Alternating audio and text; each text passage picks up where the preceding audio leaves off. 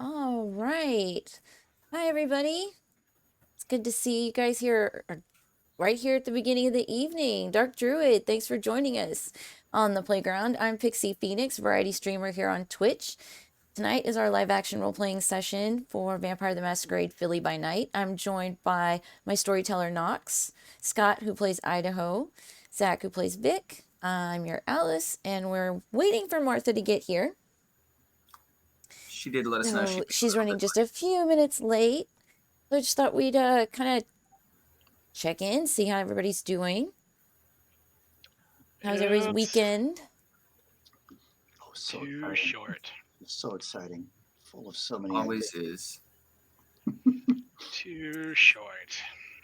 A lot of cleaning house. Lots of laundry. Lots of doing laundry and putting laundry away and Well, killing slow down time. there. Slow Wait, down I didn't there. say that last part.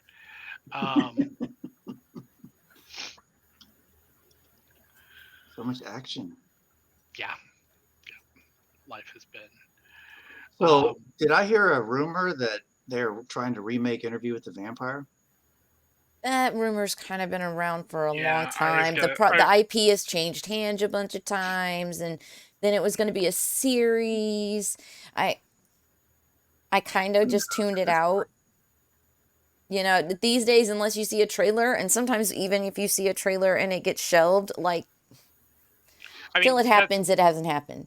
Yeah, I've heard that for a while. I've heard that they were going to, there's a rumor going around at one point that they were going to do Lestat, the second book in the series, and and it had even talked to Tom Cruise about reprising his role. I had heard, and I mean, and that goes to, in the same category. I mean, there's been, pre-production for the reboot or the remake or whatever of The Crow with Jason Momoa taking over for Brandon Lee, I mean, I've heard those rumors since before Aquaman came out. So, and that's never gone anywhere. So, yeah. Okay, I was just curious because I guess I hadn't seen the earlier rumors. I just saw this one recently. I'm surprised Uncharted ever came out, or is coming out, because that one was in the wings there for probably 10 years too. Well, yeah, because originally they wanted Nolan to go ahead and play Nathan, and now Nolan's kind of too old. Well, they also pitched the idea of Nathan Fillion back in the day. No, the fan made thing. The fan made one is fantastic. That fan made video he did, it's awesome. Yeah, it's funny how often, like, I understand why a lot of times they can't do the fan made ones, but if you guys haven't had the opportunity to go watch #Dirty Laundry with Thomas Jane reprising his role as the Punisher, I heard about that one. That is amazing and just brutal in a way that none of the other movies or even the show ever came close. That sounds vaguely familiar. My memory issues, I may have seen that. It was really high quality, and it's funny because the same guy who did that did another short called Truth in Journalism that had the kid from True Blood who played Sookie's brother playing Eddie Brock and doing Venom. Really? Yeah, and there's a cameo at the very end of it where I don't remember. I think the guy's cannot remember who it is. Shows up and it's Bullseye. Huh. And then Will Smith. And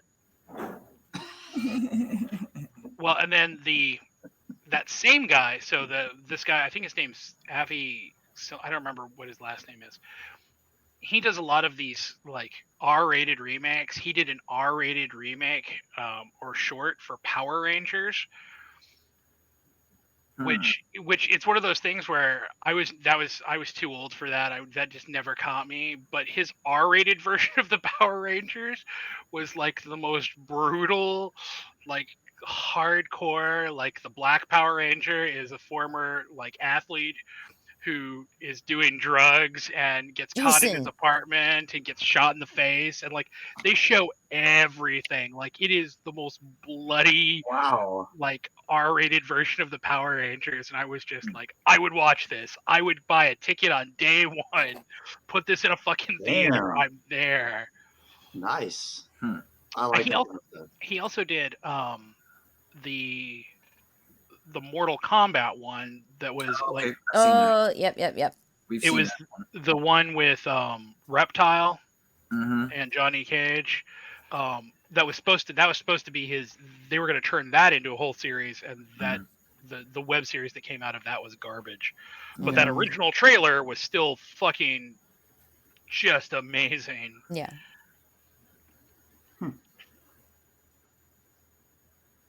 We got a week or so left for me to make sub goal, and I'm going to do a giveaway. I've got a few pretty cool items, including some t-shirts, a mug, and a mystery Funko Pop that I will reveal on the day of the giveaway. Nice. So, and for anybody that subs, they'll get 2 entries versus whoever's just there on the day. So if it's a baby doll T-shirt, I want it. Actually, I can show you the t-shirt. And I got 2 of them. Yeah, advertise It's it. a comic book cover Doctor Who. I actually own this one myself, and it's super comfy. Nice. Whoa! Oh my gosh, subs coming through. Ah, how nice. Oh what my it does? gosh. Thank you See? so much. Nice. That's Dude all you just gotta do. donated those 5. Wow. We're doing a Awesome. giveaway. Nice. How cool is that? Dark Druid, thank you so much. Fantastic. But yes, I have 2 of these for the giveaway. And they are extra large, but on me it's just a little baggy and comfy, so. And like I said, I've got a coffee mug and a mystery pop. Very cool. Happy New Year from Dark Druid. Oh, thank you so much. Yes, we do have to start very soon. I think we are connected on Discord. I always forget who I talk to on Discord. But yes, I have a TTRPG chat set up. And that's for just all things looking for players, asking questions. Nox is on there all the time. And that's where we hook up to see anybody that wants to join in our other games, which right now we're doing Blades in the Dark on Thursdays, which is a great drop-in game where you don't have to be a consistent player to join us. So, In fact, we had a guest player last week that was pretty awesome. Cool. Dry Gold. Yes. Scott, you're gonna Mitchell. love him, man. Mitchell's awesome. Cool. Awesome. Dark Druid says we have a small vignette tonight, so we might raid you. We would always appreciate a raid. Thank you. There's Trauma. Trauma says, hey guys. What's going on, Trauma? Here we have just a little chill time before Martha gets here and joins us. Which normally we would start in, but seeing as how we kind of left off on a bit of a cliffhanger last time. In fact, would you like to kind of give people a recap for anybody that missed last week? Actually, we can do that while we're waiting. So the end of last session, just to get right into it. End of last session, we'll go down the list of events that happened. Vic ended up confronting a kindred of unknown origin who he engaged in very limited combat and was able to drive them off with, though was not able to actually figure out who it was or put a stop to them coming around. Elsewhere, the trio of Michael, Alice, and Idaho have been attempting to assist Threnody with an escape from a temporary haven of hers after a group of Sabbat shovelheads descended and have been slowly working their way through the building, massacring the tenants and destroying basically everything. When last we left, Alice had dropped out of the back of the building and managed to steal a box truck and was pulling it around the front. Well, Alice Idaho yeets again.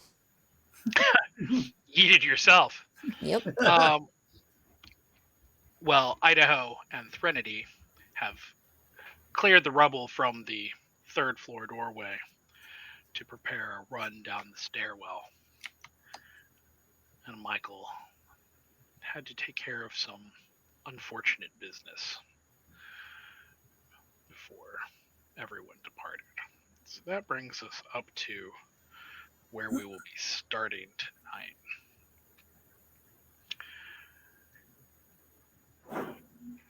This is going to be a fairly interesting setup because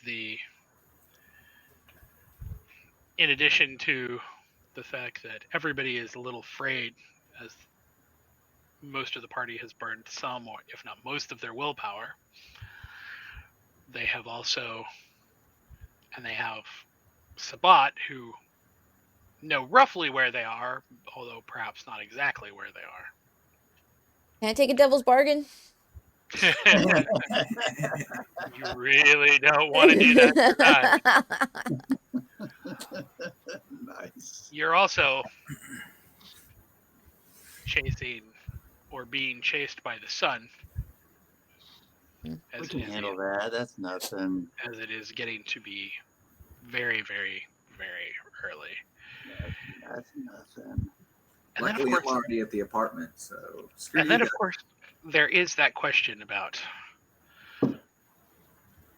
why what exactly has happened, and as the coterie questioned, why was it that none of the calls for at least local help in the form of police or fire or ambulances were ever?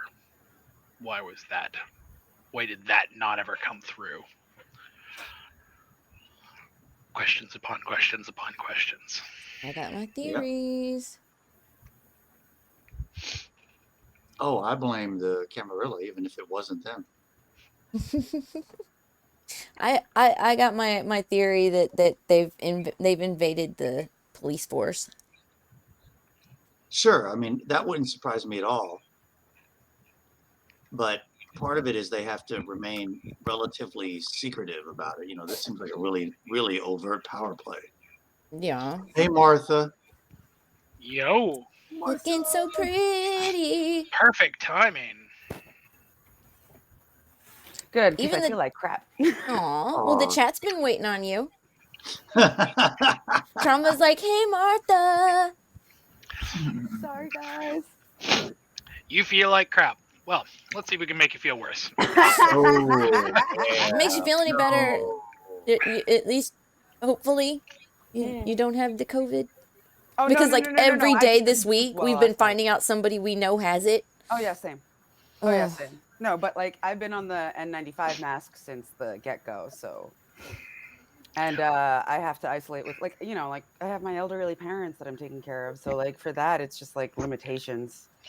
I'd also like to point out in good news regarding COVID, one of the founding members of Screwdriver, which is a neo-Nazi skinhead group, who had done a whole lot of white supremacist Anti-COVID. neo-Nazi.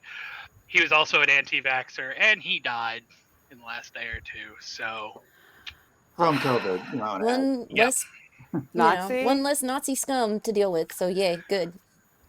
So in case anybody out there has any questions about how we feel about that, Nazi punks fuck off. Mm-hmm.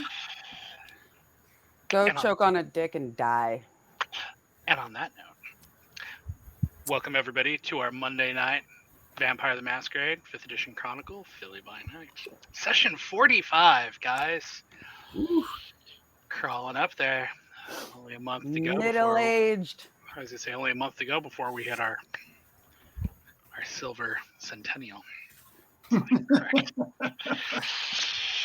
For our 1 year. It's so crazy. So, we already did our recap. Of course, don't have any housekeeping to do yet, as we are approaching the end of a night, but we haven't got there yet. So, we're going to go really quickly down the list of things for the Longest night ever. Yep. Funny enough, this has actually not been the longest night. I think our longest one so far has been one that started on one session. It took 2 full sessions to get through and ended on the 4th session. So, which one was that? It's been a while. I don't remember which one. I don't even remember. I was thinking this was definitely our longest night, but so I think that might have been our escape from the That from side. the Navy base. From the Navy base. Yeah, I guess that one technically kind of counts because that was over That was over 3 nights. Mm-hmm. Yeah, but didn't it also span like a couple weeks? It wasn't even like a night. We just kept. No, but I mean, up like there. the night we came out, we had to find a place that, like, we came back to the club. The club was yeah, we had to that find night. a place to hide. We had to, like, that. That was a long night. Yeah, it was. So, Vic, you're still back at the apartments. What are you doing right now? How are you? My last action in the last session was to round up the Tremors to get the blood, So and to make wards against this dude, so he can't come back in here. So the very, very last thing that you did was you went to the Tremere and got Marie to help you, and Marie came down and gave you some information about this kindred who you caught, and she was busy with a literal chisel pulling up fucking floor panels to make sure that she got all of the blood. But whether or not there's enough there for wards, you don't know yet. So you are still basically on alert with injured parties, and He didn't get anybody this time. He came in, did he? As far as I know, as far as I know, there's no other new victims. I mean, so not to make you paranoid, but to make you paranoid. Who's to say that he did get somebody when he was there earlier, which was Marla, and then no, I think he did get Marla. No, I'm thinking he did. He just hung out for the rest of the night. He was just right, and that was what I was about to say. Who's to say? That's that what he I'm saying. didn't No get Marla? additional victims after Marla. Okay. No. Did you check Ruby? Yeah, Ruby's in the conference room. You sure? Well, no, Ruby was upstairs in the apartment, which was where he was trying to get into, right? Where Vic caught. Oh, okay. Caught it. So. Ooh. So then I'm bringing Ruby down to the conference room.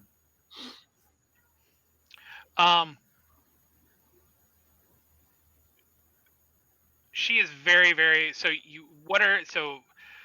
how are you going to approach that? Because she's with her gut wound, she's going to be very, very reluctant to leave her apartment. I said I just caught an enemy outside your door. There's some blood out here. He's gone now, but I can't keep eyes on you here, and I'm gonna mess his name up. Haddonfield. You got it. I got it. You got it. I'm so disappointed in you. You actually learned his name. Yes. Yes. Al's having one of her episodes. So I just need to keep everyone that's injured in one spot so I can keep an eye on all of you at once. So Ruby, is not thrilled. She's I will spare you her whining, but she is not thrilled. But she does come down with you, particularly after she opens the door and hears Marie, who is literally right in front of her door with a chisel and hammer, going to town in the hallway, which is enough to make anybody want to Leave their apartment. Yeah. So Ruby definitely comes down with you. All right. So is there what else while you were there? What else do you want to do? How else are you going to, or are there any preparations that you want to do to try to for the possibly incoming rest of the coterie? Are there things you're going to do to try to secure everybody? Yeah, because as soon Have they as told soon me as that I they're got in coming the with the group? Because I think the last call that I had said that there was supposed to be Harvey, not Hart. Was it Harvey? Yeah. Yep. Was supposed to be coming with the right. And I told him he hadn't shown up yet. And that was the last conversation we had. I don't think they've told me that there's a van of people or a bus of people coming yet. Oh, there's not a bus of people, or there's not a van full of people coming yet. We're going to see if they can. Okay. So I mean, I think I mean, I don't want to meta, and I mean, I guess it depends on where It's a we box jump in, truck, but guys. like, It's a box I truck. would think that I would just, at least when I got out and got the truck, maybe shot a group text that I got the truck. That way, Michael, would know, Yeah, but also, I would have assumed that you'd done the Okay. same since you guys were planning upstairs. Yeah, I thought you did. That's why Yeah. we were Yeah, removing. I'm that was- just bubble bringing it out. up. Yeah. So, on that note, Al, how are you going to, before we get into the people inside, how are you going to bring the truck up? Are you just going to When we left off, she said she had backed it right into the front door. Yeah, that's You what guys I- were working on removing the barricade. Okay, I do not remember that at all. But if Mhm. That was where we left because- off, was trying to get through the barricade. Yeah. Yeah, and Thrinity had made the comment that if you guys didn't encounter anything coming in the front, we should leave out the front. hmm so you've basically just pulled right up and then backed the truck right up to the front. Oh yeah, like the back axle's up on the porch The or whatever, just Nice. like in all the zombie movies. Yeah, right? Okay, so while you are out front, you see a couple things. The NOS that is still out in the parking lot is still out there. They are still creeping around out there. They have not moved.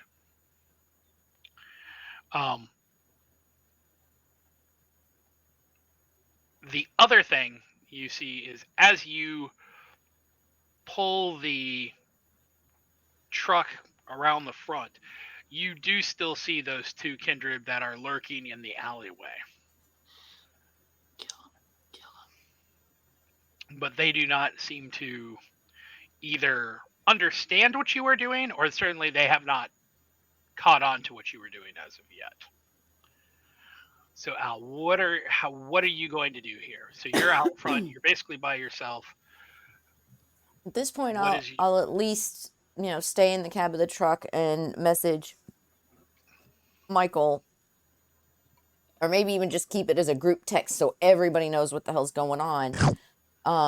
That I've got the truck backed up, I'm out front, but beware, we have company.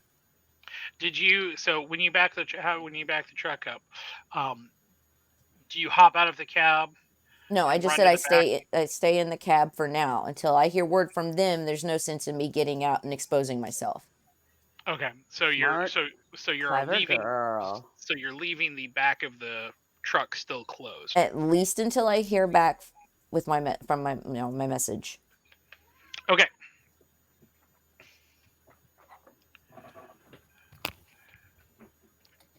Which leaves you two. So, how are you guys going to approach this? Are you going to basically do like a 3-2-1 run situation and try to just mass herd everybody out and down the stairs?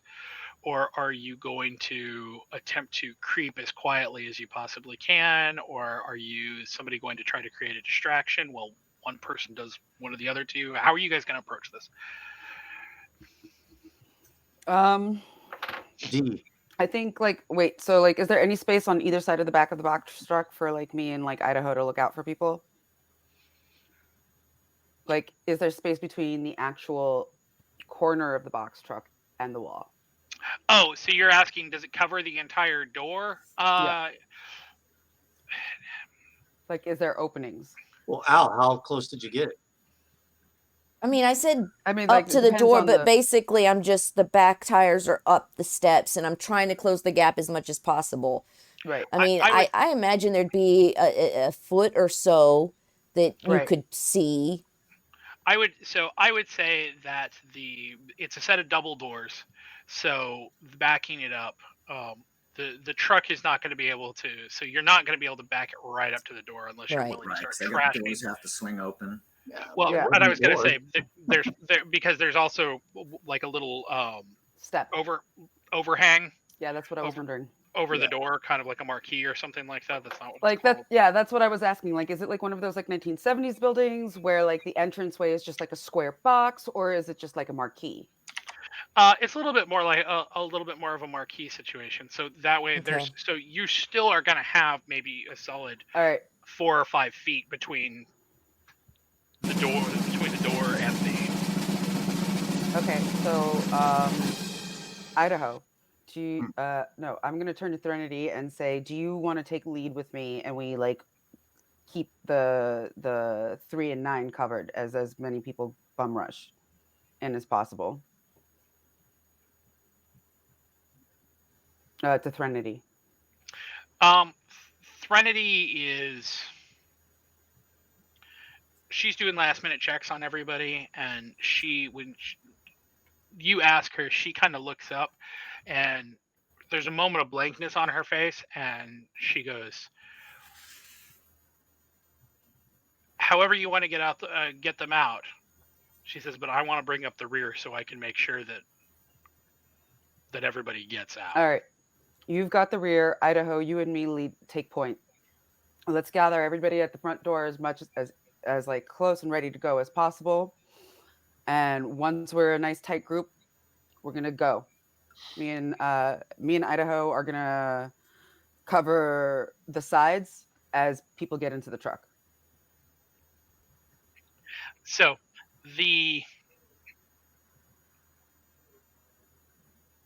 are you guys telling everybody kind of the situation? I think it's just the vamps right now. I'm talking to Idaho and Threnody. Okay. We're about to be involved in some human trafficking. Oh, little bit. Lord. Shut up. But Well, I can take lead in case I smell anything. Yeah. Oh, and keep your nose out for anything that might be funny, like gunpowder, if you know what it smells like, or anything. Yes, exactly. So. Oh, I know, puppy. I do that one. Yeah. He's like, "Is this snuggle time?" So, Threnody goes through, basically gets everybody lined up. She's standing at the back, waiting for you guys to basically be like, "All right, let's go." So, is there any last preparations that you want to make before you hit go? Are you going to text Al that you're on your way? Are you going to text Moira to delete your browser history? What are you going to do? I think that texting Al that we're on our way is a good idea. Yeah. All right, we're all ready, lined up, ready to go. Did we clear the barrier completely? So, Idaho and this happened last session. Idaho and Threnody, what they did is they basically relocated the barrier from being in front of the door and then jammed it up into the stairs going from come down up. Fourth. Yeah. Now, so to protect from upstairs. Good job, guys. Now, this of course will not prevent anybody who is Downstairs. suicidal or crazy who decides to jump through the middle. But anybody who is attempting to just take the stairs is going to have a fairly large impediment. Good. I'd like to arm myself. Okay, so what are you? I mean, I have my stiletto with me all the time, like my Okay. my fancy blade. Does Michael have any skill in firearms? Shit, No. me neither. That's why I have a knife. I have melee skills. You have a 1 in firearms, Michael. Me? Okay. And I think I have a 0 in firearms, right?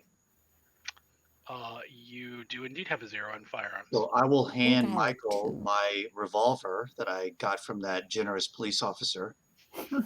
Thank you very much. I take the revolver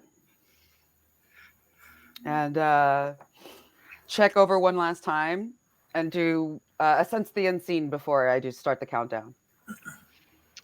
I will actually, since you guys have been there that long, I will actually give this to you and say that no, there's nothing that you've seen. Like I can't sense anybody. Okay, and like it looks clear from the top of the stairs. So yes, so looking down out of the door and looking into that first section there, yes, it does look clear. So. Okay.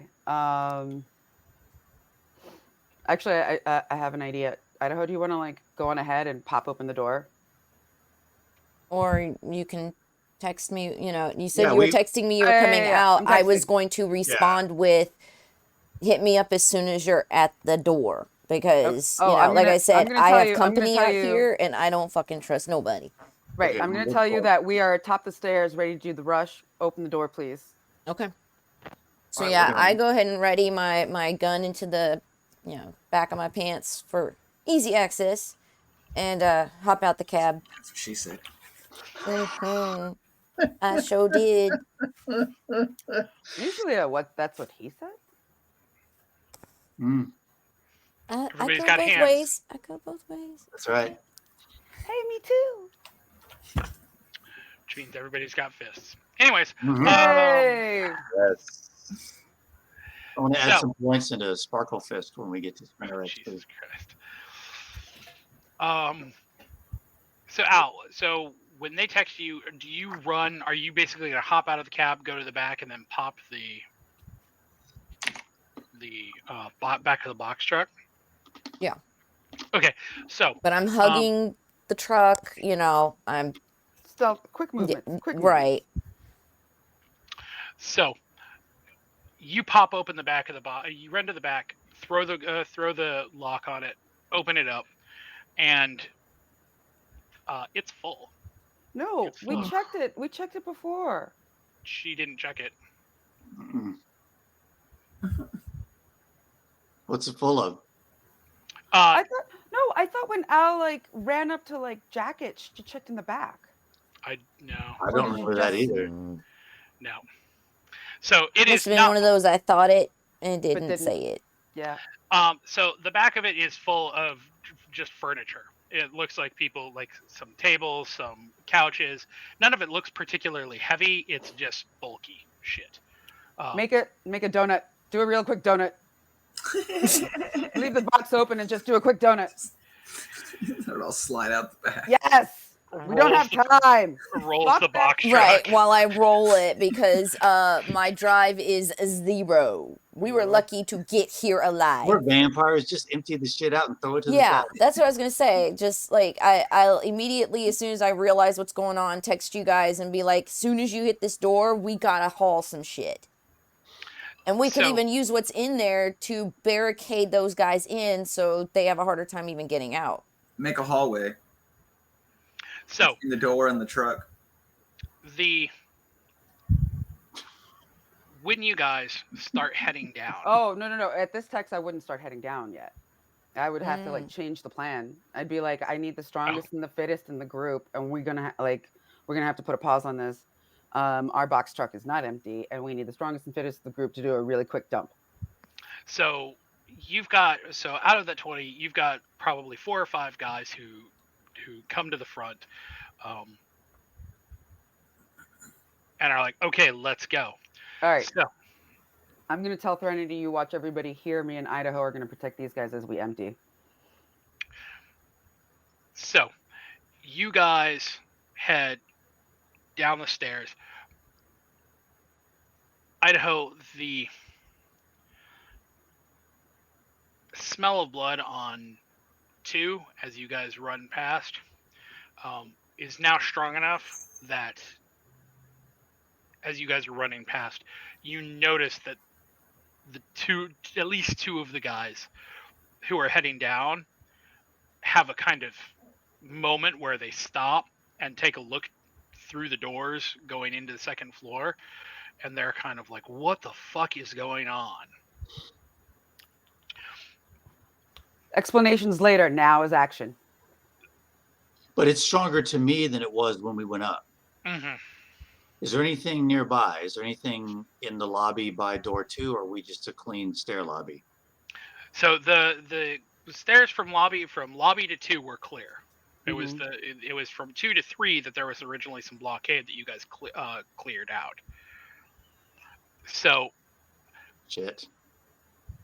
when you guys head down into the lobby, it looks just as bombed out as it ever did. Hmm.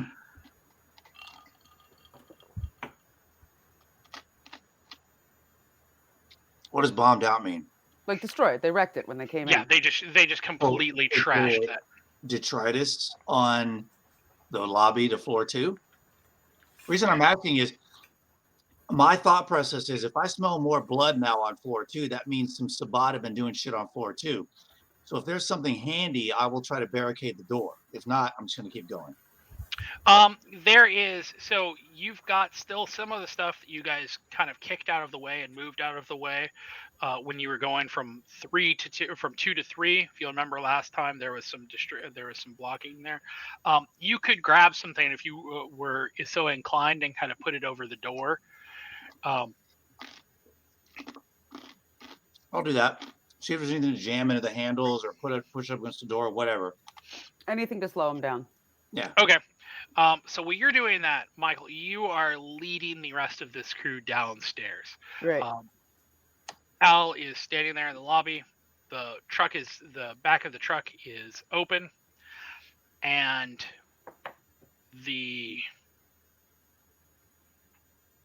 this is some IKEA shit. Like some of it's heavy, some of it isn't, but it's getting chucked. Yeah, it's garbage. Everybody's all hands on deck, grabbing stuff, pulling stuff out, just chucking it to the side on the sidewalk. Yeah, Nobody gives a shit. And they're just dumping it. And as they're dumping it, you wish that it looked maybe perhaps like it was actually making anything worse. But frankly, given the condition of the lobby, if you hadn't already seen the lobby like that, there's no way you would have noticed this.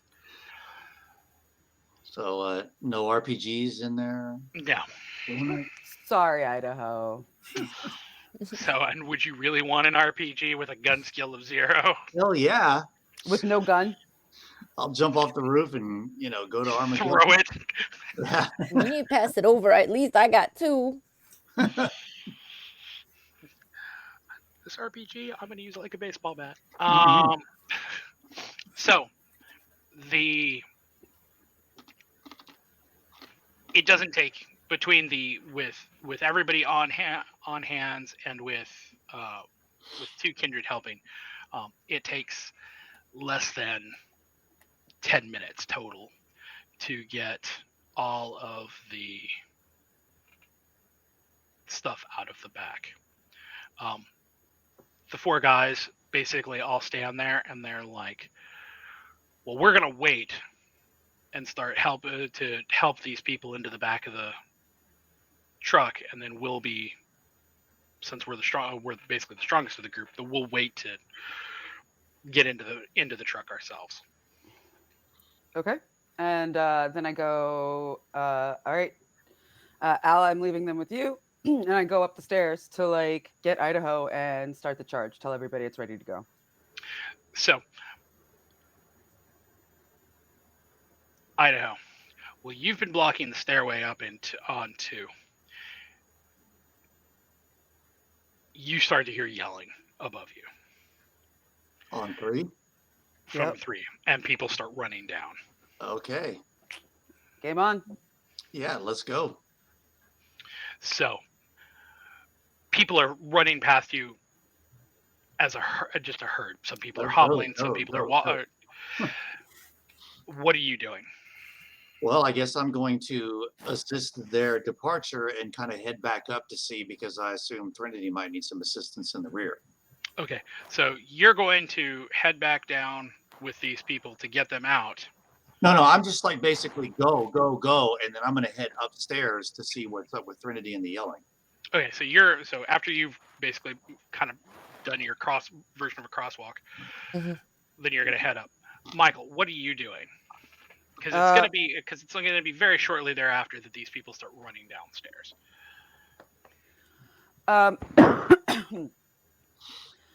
Since the charge is going on, I'm on the second floor trying to like just stand guard, like in front of the second floor doors. Okay, so you're going to go up to the second floor doors and post up there. Yeah, and as people are going. Okay. Al, what are you doing? I imagine I was kind of leading the charge and getting all the shit thrown out the back of the truck. So at this point, if we're ready to load, I'm just helping people in. Sit over there. Okay, you sit over there. Let's go. Pile in. Let's go. Okay. Idaho, when you get up to the third floor, the scene that greets you is a fairly grisly one.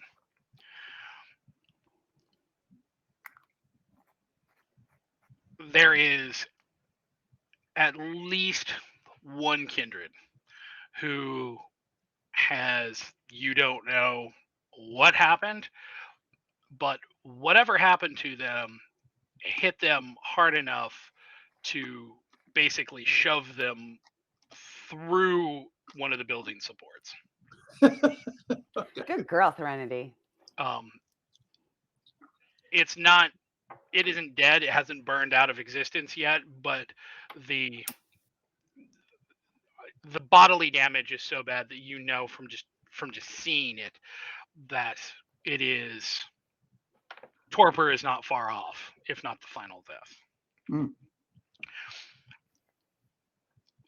Meanwhile, Threnody is engaged, knife out, with 4 shovel heads. One of them is wielding a pipe. One of them has one of those makeshift spears from upstairs. 2 of them are unarmed. She is basically at this point trying to basically feint back and trying to just drive them off.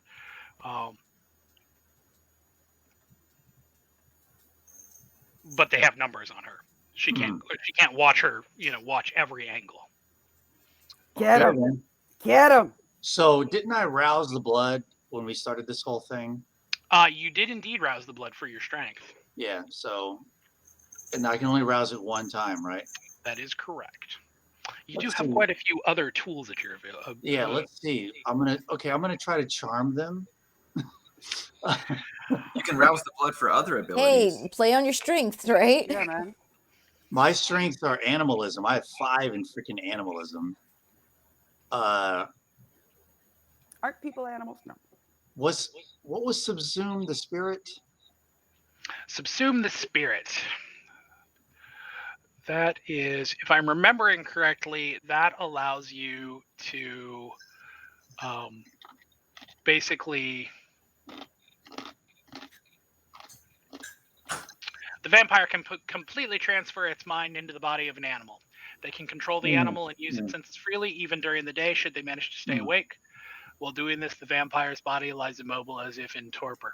Useful if you decide to make your haven a zoo. Yes, which that's my main goal. I guess I hadn't shared that with everyone. That's the eventual goal here, but that doesn't help anything. Great, you're my neighbor from Florida. Yes. Well, when I have an army of alligators with us, then that'll be different. But so animal dominion, I don't imagine is going to help much. So basically, my Animal Dominion. Yeah.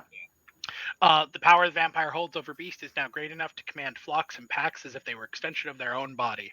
At a gesture, animals lay down their lives by the hundreds, or by the dozens, even hundreds, to appease their master. Call the rats. I mean, are there rats or bats in the It's apartment a building? shitty apartment tenant. There's definitely cockroaches and rats. I was gonna say, that's Rats, dog. It's a anacondas. shitty apartment, So building in in order, Philadelphia. Philadelphia, guys. Lovingly called. So there is an alligator in the basement. It came up from the pipes. So here is, if you were going to do that, do you have Feral Whispers? Is that one of yours? I do. That was my second power.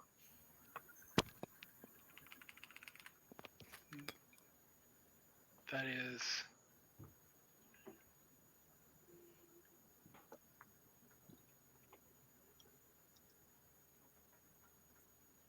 This power does not allow the user to summon, but compels the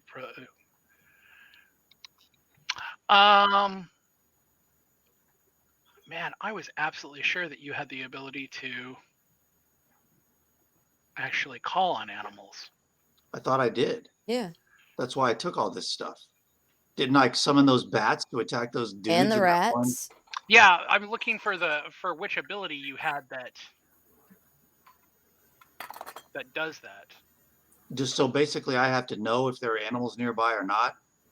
No, you I can. think it was two different abilities you used last time. It was a lower level one to detect animals or something. Well, I have Maybe Feral it was just- Whispers. I have since the beast is not applicable. Quell the beast is not applicable. So I think you used your animal ken skill. Just to notice if anything was nearby. If I'm remembering correctly. I don't remember how I figured out there were bats nearby last time. Was it just a roll with some skills? What? I'm going to say again. Michael is correct.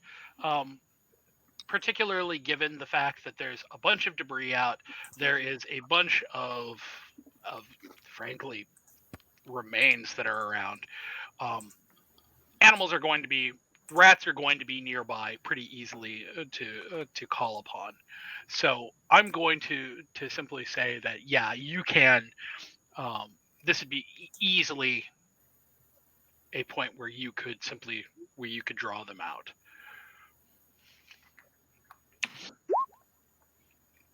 So, come on. No hunger. Damn it. So I'm going to send my pretties to attack the various shovelheads. Yes. Swarm them. Consume them alive. Okay, so that's going to be your charisma plus your animalism. Now, so let's be more specific. What are you actually trying to have them do? Are you trying to have them act as diversion? Are you attempting to actually have them attack the kindred? Are you what is your goal here? Okay, honestly, I don't think the rats can do much. But I mean, they're kindred. So, and I don't know how many there are. I'm sorry, getting swarmed and engulfed by a swarm of mice and rats is terrifying no matter what you are. Maybe. Not if you're dead. I guess, are there like 10 or are there like 100? You know what I'm saying? So I don't know. So what I'm going to do is I'm basically trying to use them as a diversion to basically just swarm the shovelheads to give Threnody an edge or an avenue of escape. That kind of thing. I don't really expect the rats to kill the vampires, obviously. It's just the best I can do, depending on how many there are and you know what they're willing to do for me. Okay, so then that's going to be your charisma and your animalism. So that's going to be 5, 4, 9, so 7 and 2.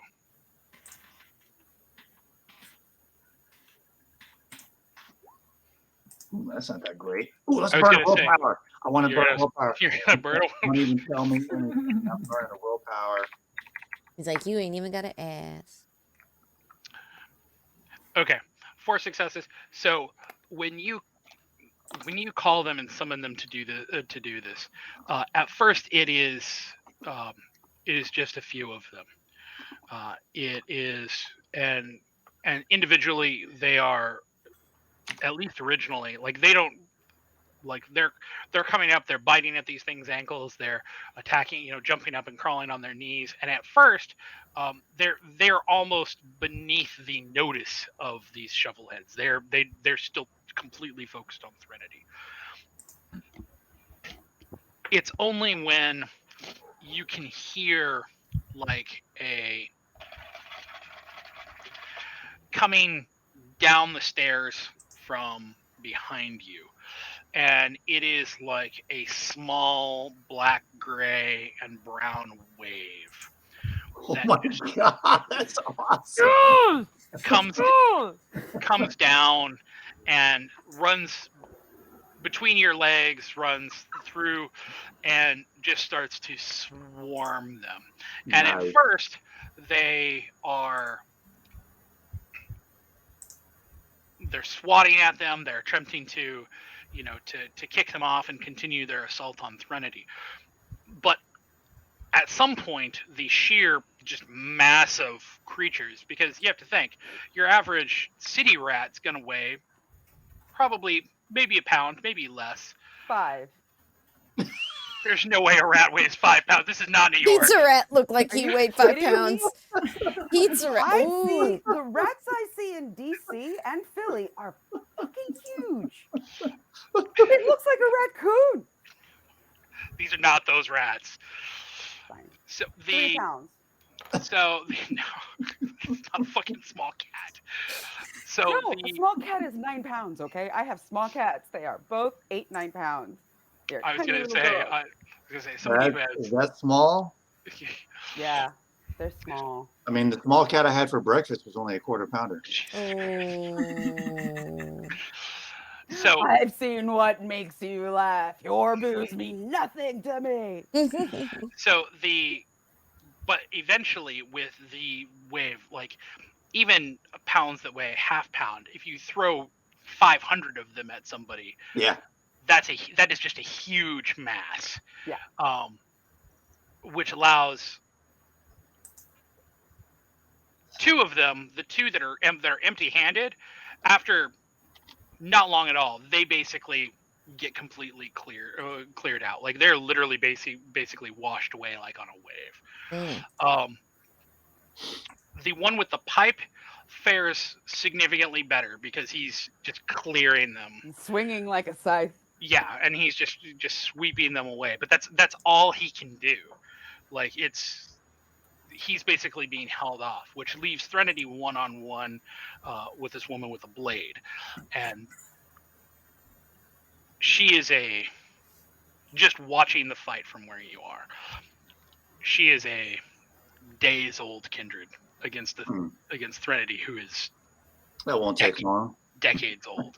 The fight is so one-sided as to be not even. She just walk up and dynasty slapped her. Yeah, that's kind of that sad. shit down. It's like, Yeah, oh, you're like watching a kitten take on. And that is actually a very adept. It is much like watching a kitten versus a lion. It is exceedingly one-sided. Nice. With that, Threnody runs and grabs your arm and mouths "thank you" and Let's go. And takes off down the hallway. Michael, at about this point, you see them coming down the hallway. So, are you going to go with them? Yeah, as they run past, I'm taking up the back and like going with them. So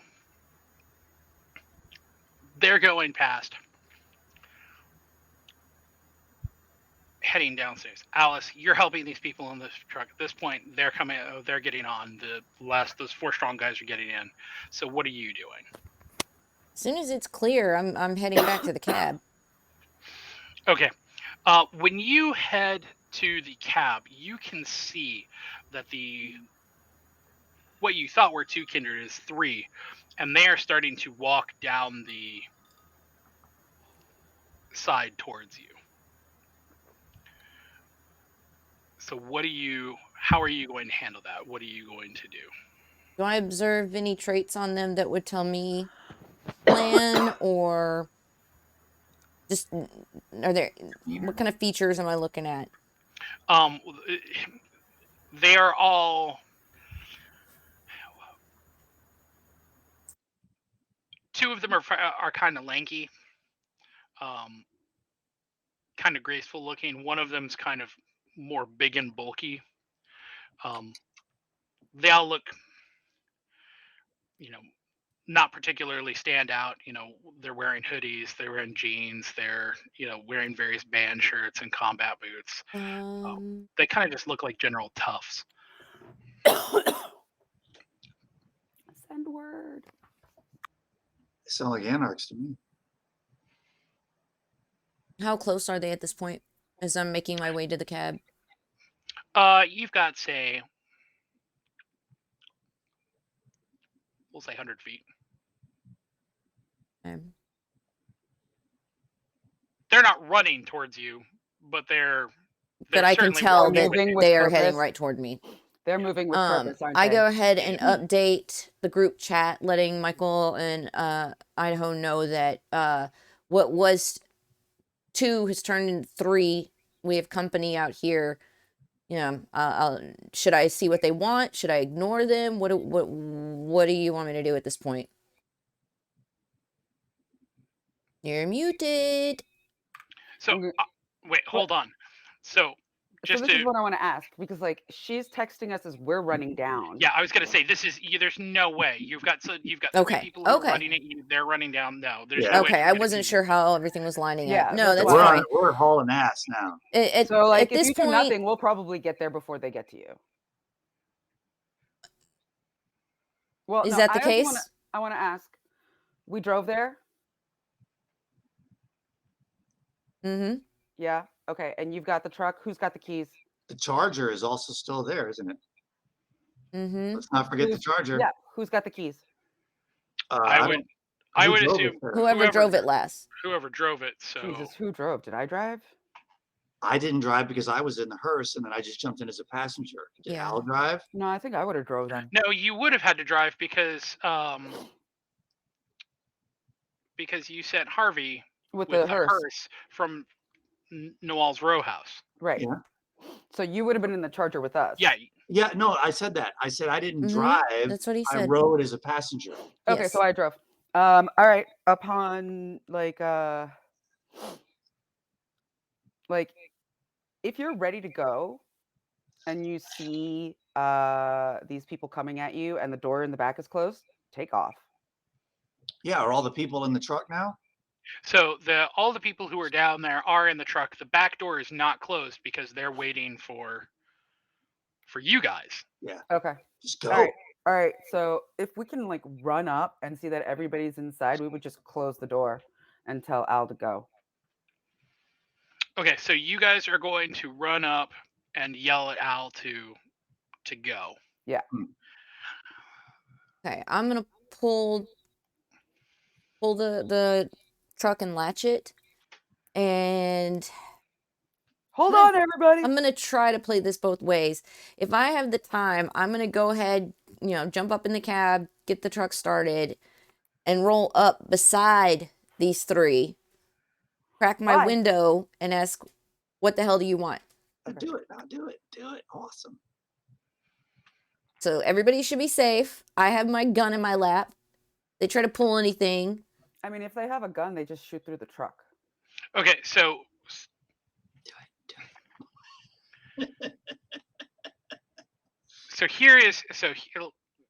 is going to be one of those things where multiple things are going to happen. But before we get there, Idaho, when you head downstairs, what do you do? So I was a little confused on that because I thought we ran down and closed the doors, but I guess Al closed the doors and jumped in the cab and drove off. Yeah, I thought like I ran to the back, shut the thing, making sure that everybody was in there. Get Threnody in there too. Wait, Like if it's like you, me, and like if it's me, Idaho, and Threnody running down the stairs. because Al said that she As we're closed the running, doors. or as we're like heading up to the thing, if it was still open waiting on us, I would have been like, Threnody, get in and like shut the door, smack the back of the truck thinking it was still running and say, go, go, go.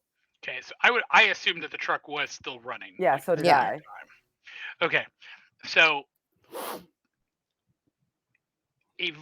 okay, so Idaho, what are you doing? Okay, so did we establish that the doors were open and we went down and closed them? So yes, so as you guys ran downstairs, you guys would have the intent would have been to get Threnody in and then close the doors and Get them off the So property. Trinity jumped in the them out of back there. of the truck. no, that's what your intent was. That's not what I've said has happened. Yeah, good, because I'm thinking that's a waste of a warrior to put her in the back of that truck. So basically, the doors are open and we're going to shut the doors. Are all the humans inside the back of the truck? all the kind are in the back of the truck. So if Al didn't shut the doors, which I thought she did, but if she didn't, then we'll No, she didn't, because like Pixie said I latched But the door. we're saying that that was backtracked, is what we're saying. Because Pixie said she closed the door after I had said I had closed the door. Got it. So we're closing the door. Yes. Roger. Okay, good deal. Okay, so what are you going to do? You run downstairs. Well, I'm assuming I was gonna see, like, does one of us need to get in and ride shotgun, or are we going for the charger, or what? So yeah, I'm we're kind of going for waiting the charger. on Michael's lead on that. Well, like all of this, I would have been like, since we're running, I would have been saying things as we were running. Yeah, so we're gonna go to and the I would have been like, go to the charger, right? I would have been like, Threnody, are you going with the group? And if she said, yeah, I would have been like, get in the truck. Or I would have been like, Threnody, like, just jump in and I'll close the door behind you. And if she said no, I'd be like, fine. And I would have just closed the door. Okay. So now that I know what all of your intention is, here is how this worked out. Al, when you go to run and jump in the cab, as soon as you jump in the cab to start to take off, those three kindred break from walking into a run and charge the cab. Yeah, don't stop for them. They want to escape. For you three that are in the lobby, you or under the marquee, I guess. Yeah, you guys run. You guys get the people in. Threnody jumps up on the side of the truck. So to give you kind of a description of how she is, she's basically put her foot up on the bumper, back step, yeah, on the back step, and has that handle, and is reaching up for the handle. She's grabbed the door and is going to pull it, and that is when she gets hit from behind. The spear, or the makeshift spear, hits her in the hip and pins her to the back of the truck. Goes straight through her, right into it. And you hear a kind of silky voice from behind say, "Going somewhere so soon? I thought we were having fun."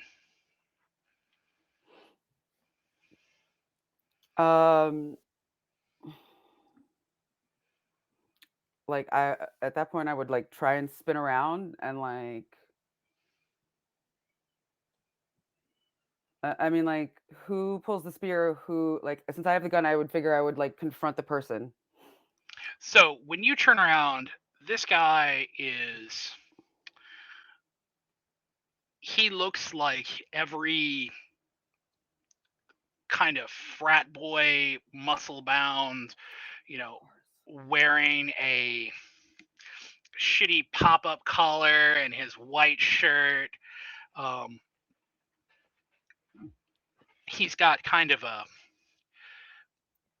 messy blonde hair that's been slicked back, and he is got 2 more guys who are walking behind him. They're in, after nailing Threnody from behind, they're not walking it with any amount of speed. Now I'm assuming, Al, that you continue to go. I mean, I probably don't know what's going on at this point, do I?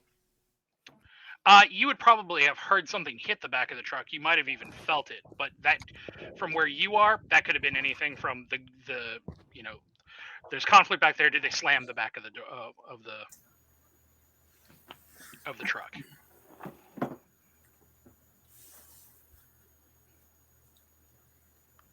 But I haven't heard anything from Michael or Idaho as far as yelling at me or catching my attention as this has happened. Not yet, and you probably would be far more focused on the 3 that are rushing you from the side. Hey, Oh, no, now they're rushing me. absolutely not. Yeah, no, they're charging the cab. As soon as you started to pull out, as soon as you got in the cab, they started running at you. I gotta floor it. If I have no clue what's going on and I recognize the danger, I gotta And you floor already it. got the go. Okay, so truck pulls out with the back door still open. These people are grabbing Threnody. They're like trying to hold on to her. She's basically pinned to the back of the truck like a butterfly. Yeah, she ain't going nowhere. Idaho, Michael, what are you doing? I'm basically gonna look at Michael and kind of say, "Fuck these guys. Let's get out of here."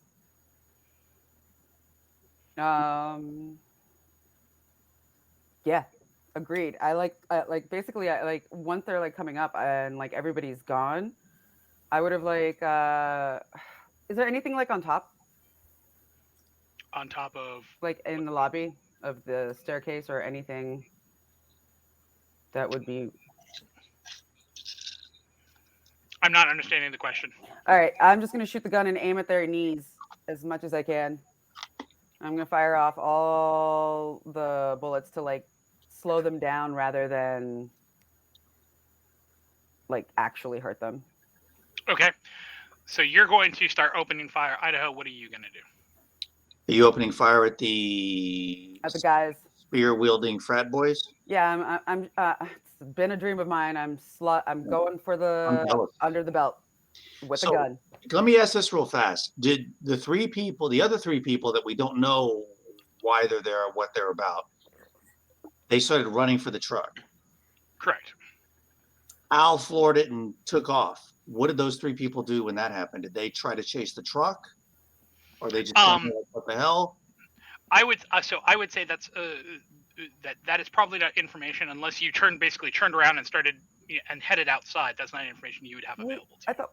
Oh, we weren't outside. I thought we were. Yeah, we tried to the marquee. We're like on the steps. Yeah, we're on the marquee. The doors are open, and we're under the marquee. In that case, I can't give you that information. No, they're like continuing to chase. One of them has managed to, from what you're seeing, one of them has actually managed to jump and has basically grabbed onto the side, and the other 2 are chasing after it. Okay. This is a box truck. It's not from a basically dead start. It's not going very fast. Yeah, 0 to 60 in 5 minutes. Yeah.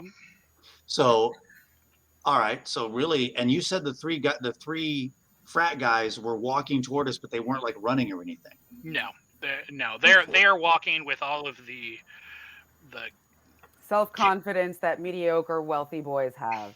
I was actually going to say that all of the self-confidence of predators who know that they've already got their prey. Just same. Yeah. So basically, Michael's going to unload on them. So, I'm just going to, I guess, be like, okay, empty your gun and let's run. I mean, you can start chasing after the truck if you want. I was going to say, so Michael's going to start shooting. I thought we're going for the Charger. I mean, we're gonna go for our other car, right? I thought we were Yeah. going for the Charger. Yeah. And I don't have the keys, so I'm just like, all right, shoot him, let's run. Okay, so again, so that kind of establishes the scene. So what are you going to do, Idaho? Are you going to take off after the car? Are you going to take off after the truck? Are you going to basically wait? I'm waiting to see Michael pulls out the gun. I don't have the keys to the Charger. The box truck is gone. Mm-hmm. Michael's going to shoot, and I'm going to stand here and see what happens when the bullets reach their destination. Okay. And that won't take long. Michael, Mm-hmm. roll your dexterity and firearms. And I believe you roused the blood for additional dex tonight. I don't remember. I'm pretty sure you did. I think everybody but Vic roused the blood for this session. I roused the blood Oh, you did? in the fight with Rat Boy. Oh, I yeah. roused the blood. I think maybe we all have roused the blood. Mm-hmm. So our dancing skill is top notch right now. So you're well, you I are also looking. fed. Yeah, damn it, you are also got at a it. 0. So you have this will be 4 white. I suppose there's no way I can help with the shooting, is there? No. Even with my 0 in Zero? firearms? I mean, come on. How many red? Bang bang bang. 0. Bang, bang. Oh, Yes, 0 red. Yeah, Really? remember you killed that guy last. I mean, he was dying. I did him a favor. Wow, homicide. Okay. Do you want to re-roll? Okay. We're not 3 of them. No, you can only roll. Only 2. two. I only have 2 left. No, you can only re-roll 2. 2 of them were successes. Oh. Okay.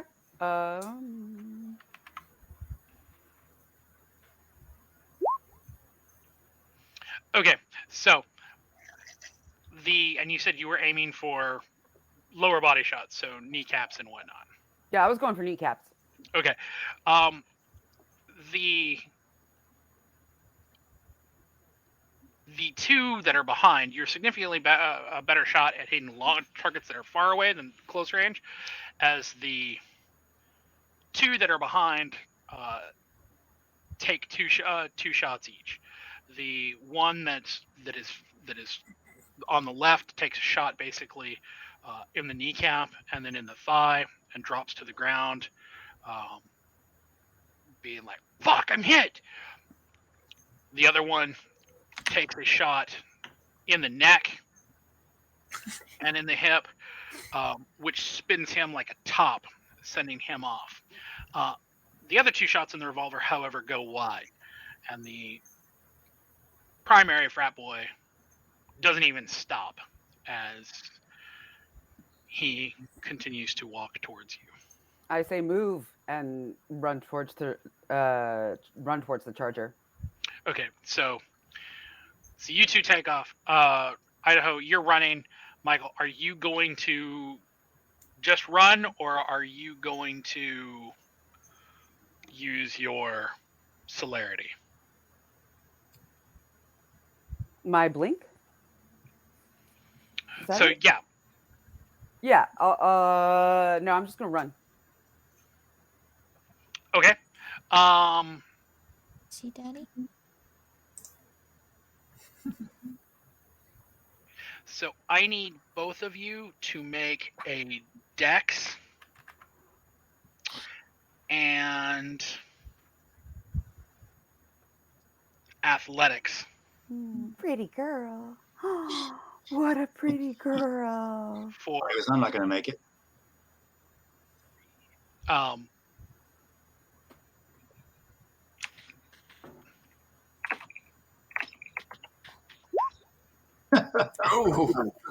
Okay, dexterity. What do I have? Where are you? Idaho, do you want to re-roll your 1? No. So do I just roll 3? Yes. Okay.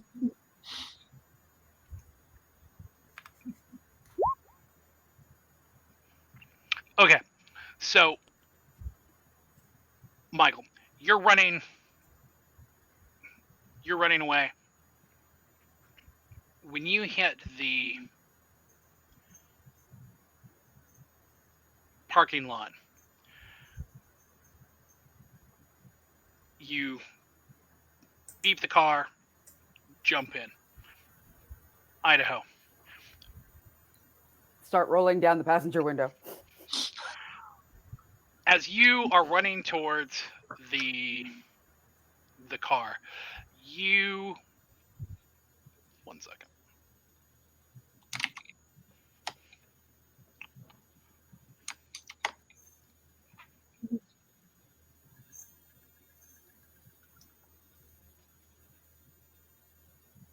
Yeah. So pretty. Such pretty green eyes. What a cute little marking. Yes, I booped you. Fuck. Okay, so you are running when you feel a heavy, sharp weight that catches you just above your elbow. It doesn't hit you, it doesn't go in, but he has thrown another one of those spears, and it has sheared. You can feel it. It went all the way through the muscle, all the way down to bone, right above your elbow. Mm. So you have taken a superficial point of damage. It didn't actually like impale you. It just Wounded you. wounded you. And Michael is now at the car. Yeah. Car's So running. How far away is the car? no. So that's as you're getting to the car. So Oh, okay. you suffer the wound and basically dive in. I'm used to that. That ain't no biggie. I'm good. It is a big enough deal. As you get in the car, Michael takes off.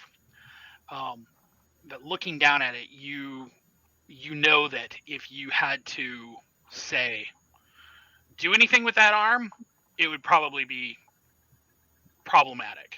Well, vampires don't masturbate, so it's good. It's all good. Your vampire doesn't, but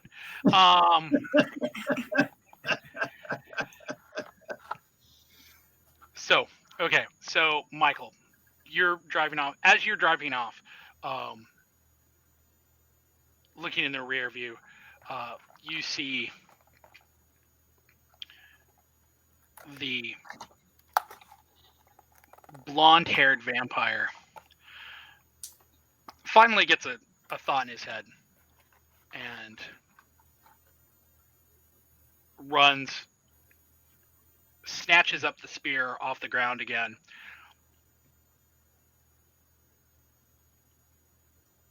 but before he can actually throw it, and you're seeing this as you're driving away, so details are starting to get thinner.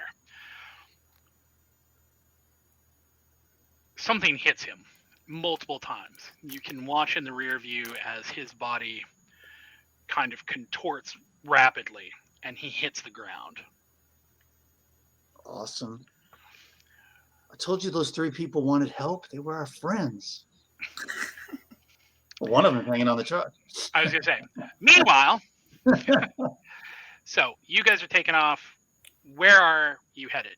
Trying to catch up the truck. Help out Threnody. Help out everybody. Okay. Al, you are driving through the streets. You have a passenger who has grabbed onto the side of the truck and is trying to yank on the door. How close is he? He's on my side, on the driver's side? Mm-hmm. I just shoot him in the face. Okay. Roll Dex and Firearms. What that is? What? So 2 and 2. Yay, 2 Tuesday. Oh, you increased your you roused the blood, didn't you, earlier? I thought we, your yeah, I dex? thought we all did. Yeah, so 3 and 2. Can we type? She is so curious right now. She's so cute. She's being so cute right So you now. said, I'm sorry, you said 4 and 2? 3 and 2. 3 and 2. Distraction. You're a Bam. Okay. That may be good. As I say, You have one last willpower. Do you want to burn it, or do you want to?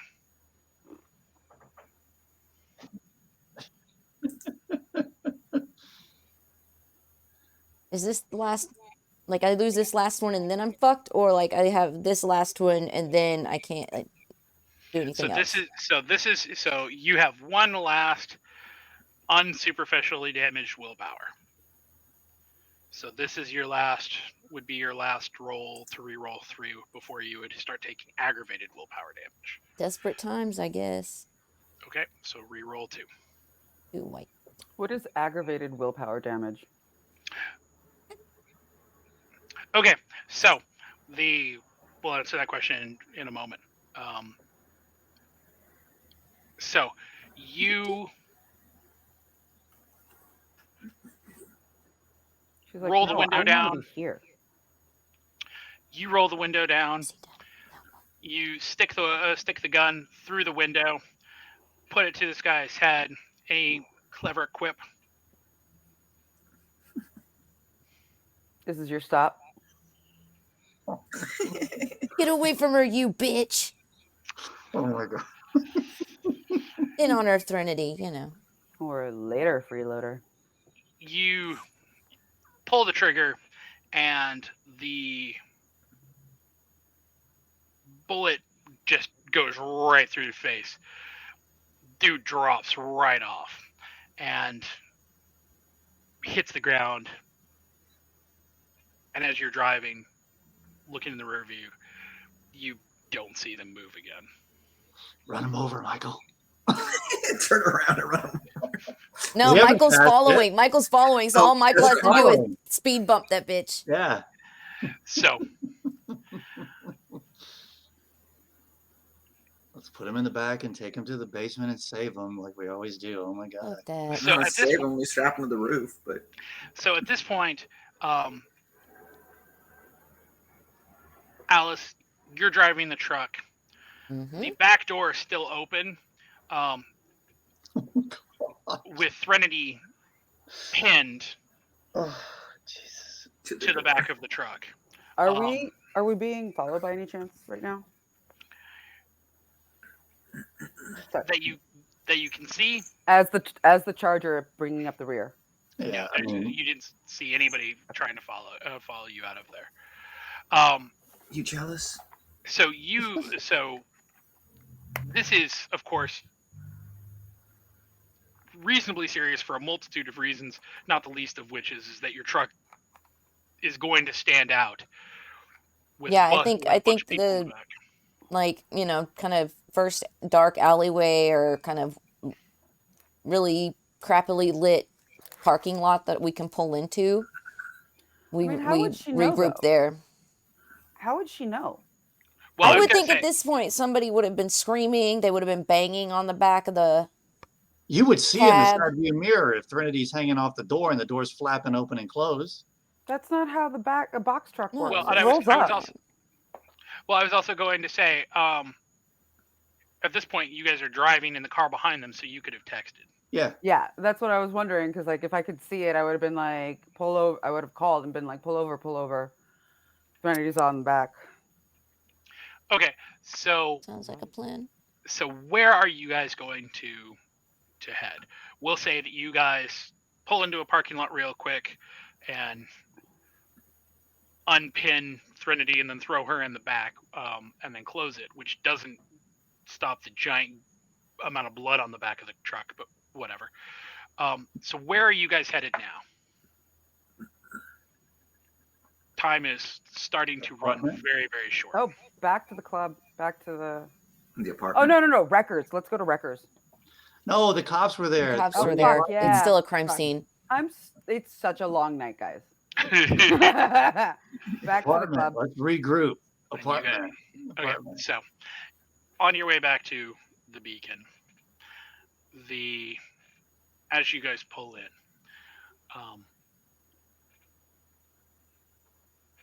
it is getting really ridiculously hard to keep your eyes open.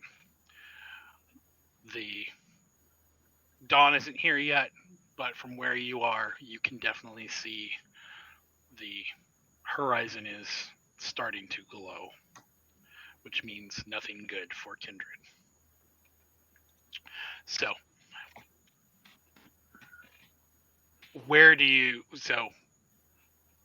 I give Threnody keys to the club and take them in there. We don't have any room in the. Do we What? have any more room in the apartment? I would assume we have lots of empty rooms in the apartment. It's a multi-level apartment building, and there's not that many people living in there, right? There's definitely still some room in the apartment. I've got Probably not as much as you're thinking, holed up in the Idaho, conference more than room. you're thinking. Yeah, let's just take everybody up to the conference room. Okay, so you're going to put everybody in the conference room at the apartment, or at the apartment? Yeah. Okay. Idaho, where are you headed? My apartment. Okay, so you're going to run in and go back to Kai's apartment. My apartment. Okay, The Tomcat. death suite. Okay, Tomcat. Yes, the death suite. So you head to your apartment. Vic, what are you doing while all of this is happening? They come in, box truck full of people. What are you doing? I'm directing them up to the conference room, especially making sure Threnody is taken care of. Threnody is in bad shape. That Do we get spear. The Tremere? The spear basically, when it went through her hip, it went basically sideways. Oof. So it has basically went through her hip, through her pelvis, through her hip, and along the bottom of her spine. So she is in a bad. When you unpin her, she's paraplegic basically. She can't move her legs. So you're going to the kind help you certainly, but it's really more on you to kind of grab her up and move her. Okay. Michael, what are you doing?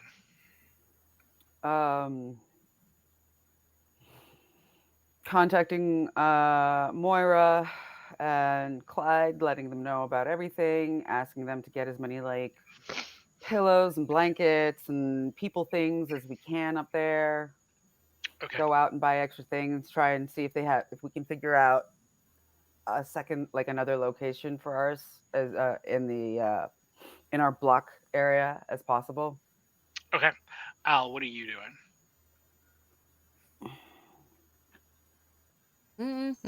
Hold on, let me check. I have one in medicine. Could that be useful to anybody at this point? It could if you were going to be able to stay awake, but that's not going to be able to be possible. Okay, we're on that much of a time crunch. Yeah. Gotcha. Yeah, my only at this point it's check on Ruby and get in the dark. And she's in the conference room, so when you start coming up the conference room, you'll see her there with Haddonfield. Yeah. So yeah, as soon as you come in, she basically charges you and throws her arms around you as much as somebody suffering from a gut wound can. And she takes you back to the apartment. So with that, everybody is in their haven, although with a lot more people here. And this evening finally comes to a close. So, Damn. let's take a break and come back at 10 after. Sounds like plan. And when we get back, we will start to unravel the next evening, the night that has just happened. Yeah. Right. Got to get all healed up. Need some answers. What the fuck was that? Right. All right, everybody. Well, thanks for sticking with us so far. It's good to see you guys out there. I see Talkin' Muffin joined us. Vancouver by Night has joined us. It's good to see you guys. Gonna take oh, dude, Fresco. Dude, thank you for the raid. We just got raided. Yeah. I know. Good timing, right? Right before break. Welcome, Raiders, to the Playground. I'm Pixie Phoenix. I'm Variety Streamer here on Twitch. Tonight we're doing our Vampire the Masquerade live action role-playing session. You just hit us up right before a bio break. We're doing great, Fresco. Just had a very exciting into one evening, and if we come back from break, it will be next evening. So please stick with us, guys. We'd love to include you guys and see if you like what we have to offer here with our live action sessions. And we'll be back at about 10 after. So please stick around. Be right back.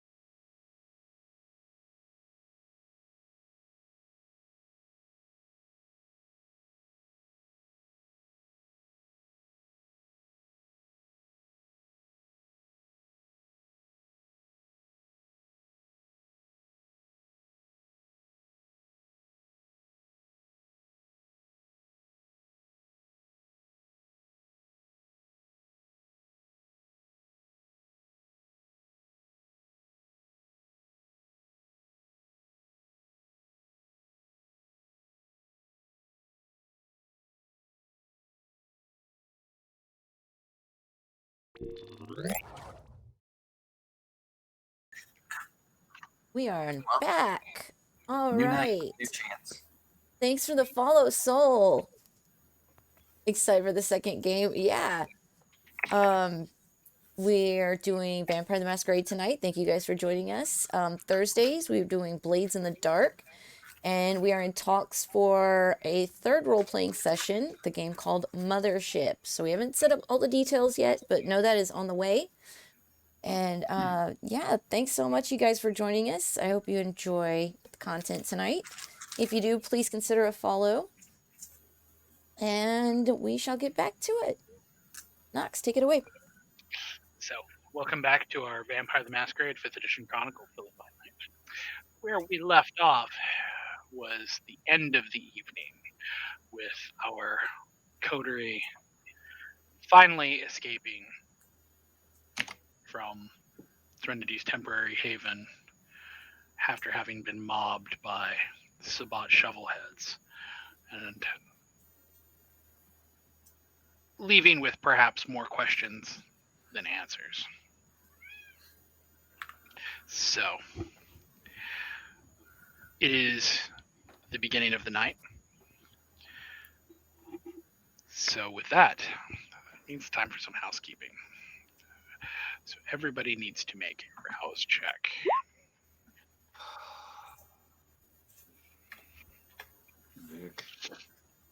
It's the first time I've gotten hungry in a while. Vic and Al, I'm jealous. Yum. But to everybody but me. What? All right, hang on. I'm gonna roll again. All right, roll. So Who's down there?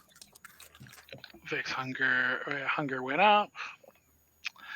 Al's hunger went up. Idaho's hunger did not go up. And That was my roll for my bane. Assuming it's been less than, I assumed that it's been less than a week since I slept at the apartment, and I slept there because of the emergency situation. So you're saying the Bane would come into it. the bottom roll, the 5 is your bane? Yeah. Okay. Well then. That only hits me on a 0, I thought. Yes, it does. Yeah, that has to be a critical roll. On the other hand, you also have an additional potential bit of work do. So you have suffered a superficial wound. In fact, you were the only one. Everybody else got out unscathed, other than Serenity. You suffered a superficial wound. So do you want to heal your arm, or do you want to let it go? How do I heal it? Rouse the blood. Hell yeah, I'm gonna heal it. Yes. You get hungry. Man, everybody is starving tonight. All those humans in the conference room are just looking so famished. So, what's the Golden Corral equivalent for vampires? Our conference room. What do you mean some redneck has shoved their dog into the chocolate fountain? None of this ever sounded good. Right here, it's Idaho sticking his dog in the blood fountain. So, everybody wakes up. Everybody's cranky. Hangry COVID. So, Sorry. what is everyone? How is everybody starting the evening? I know. What's your first thing that you're gonna do? All right, I'm going to. Did anyone else crash in my apartment? Because there's plenty of space. No, nobody else. No one else wants to sleep in the murder room. I mean, I don't blame anybody. I mean, this is a bad luck apartment. I guess what I'm going to do is go see if anybody else is up and like check on people. I assume Brutus slept with me in my room. Yes. And go check to make sure everybody's cool and everybody's okay before heading out to go do the next part of the plan. Okay, so you're going to get up, and then you're basically going to go check in with everybody to make sure that everybody is. Yeah. Okay. I mean, we had a bunch of humans in our place all day long. So, how's everybody doing? We'll get to that. Vic, what are you doing? I'm checking on the wounded, going up to the conference room and making sure everybody's okay. Or I guess they're not all okay, but as okay as I can make them.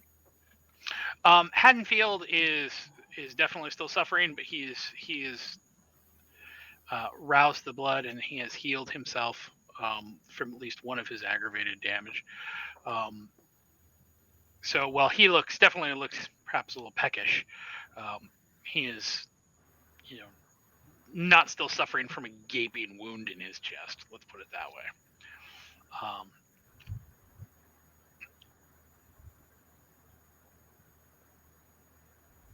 Michael, you wake up. What do you do?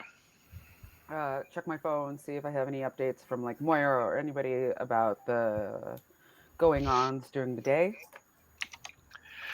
So we'll get to kind of general updates from Moira here in a minute. Okay. What else do you do? Do you do anything else? I'm gonna go check on. No, I get up, get ready, and put out a call for a food with benefit, and then head up to check on Moira. Okay, we'll come back to that. Check on Threnody. Al, what do? You wake up? I tell Ruby we need to go out for a snack. She looks down at her stomach and looks at you and is like, unless the She's snack still is not immovable. Okay, she's not in a movable condition still. Okay. Yeah,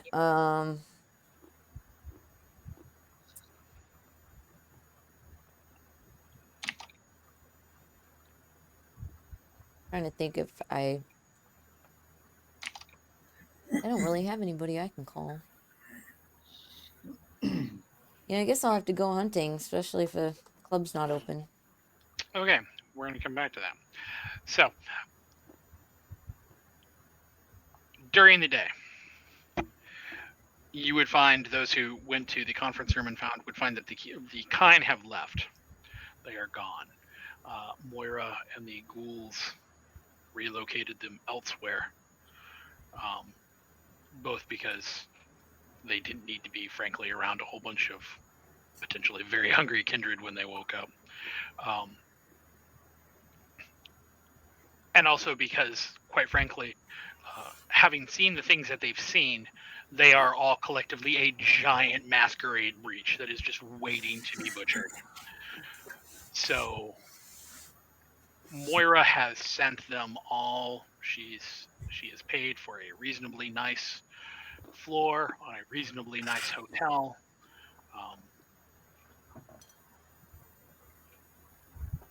In downtown Philadelphia.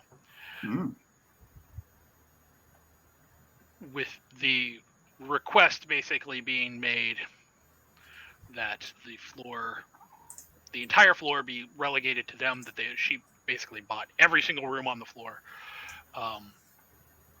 and that they, aside from even the most basic like room service, that all services to that floor have basically been suspended. So there's no one who's going up to that floor for doing rooms like laundry and room service and stuff like that. Like food's going up to them, but even deliveries are being handed off to like bellhops and stuff like that, and then that's being delivered like that. Like Perfect.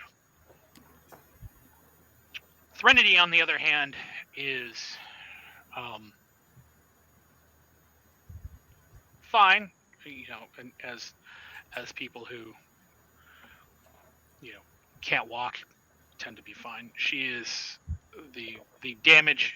She has also healed an aggravated damage, but that is certainly not enough to heal the literal broken pelvis and nicked spinal column. So she is not thrilled about her life right now. Did Moira manage to find her like a wheelchair or anything? No. Okay. Moira's basically got her on the comfiest possible couch that she can in a spot in the club's basement. cute grumbling from Clyde about having to get the fucking couch down the stairs. I'm gonna turn to him and I was like, "Hey, since you didn't seem to like that job, maybe you can go find us a wheelchair." He's like, well, that'll at least be fucking easy to walk with. I'm glad you're excited to do it. So, Remind me, I have to pay some special attention to Clyde soon. Oh, I'll pay special attention to him. Clyde's like, what, are you going to leave me more shit to clean up on the roof? No, I'm gonna let you get your gut blown out and not heal you next time, asshole. So, what I'm assuming at this point that everybody is going to take the opportunity to hunt. Try to bring back some extras for our guests Okay. that are in need. So, Michael, roll 6 white and 3 red.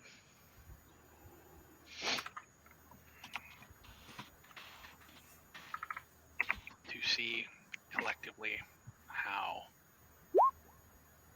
Mhm. Ah, what happened? No slashes. What?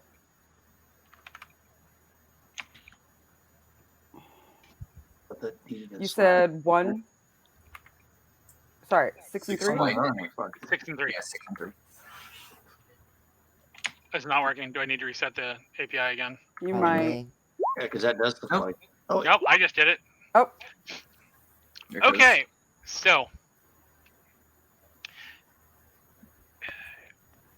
you head I'll out. spend a willpower for her to reroll 3 of those. No. So the Michael, your call goes out, and you find there is a group of people you've partied with, who are already going to be in the area. They were going to a bachelorette party, maybe going to a strip club or something like that. So it sounds like there's a whole lot. You're thinking, oh, hey, look, mobile party. This is going to be tons. What it actually turns out to be is a grand total of 3 people. By the way, Michael, I had Sabine deliver blood last night. I put it on your tab. oh, that's right. we don't have any extra. No, I'm just letting. We don't have any Yeah. extra of that. I'm just letting you know. Yeah. I put blood on your tab. Oh, fuck, that tab is climbing. Okay, thank you for letting me know. So what was the So- blood used for? Was it used for Haddonfield, Haddon- and Ruby. Haddonfield? Haddonfield and Ruby. Okay. So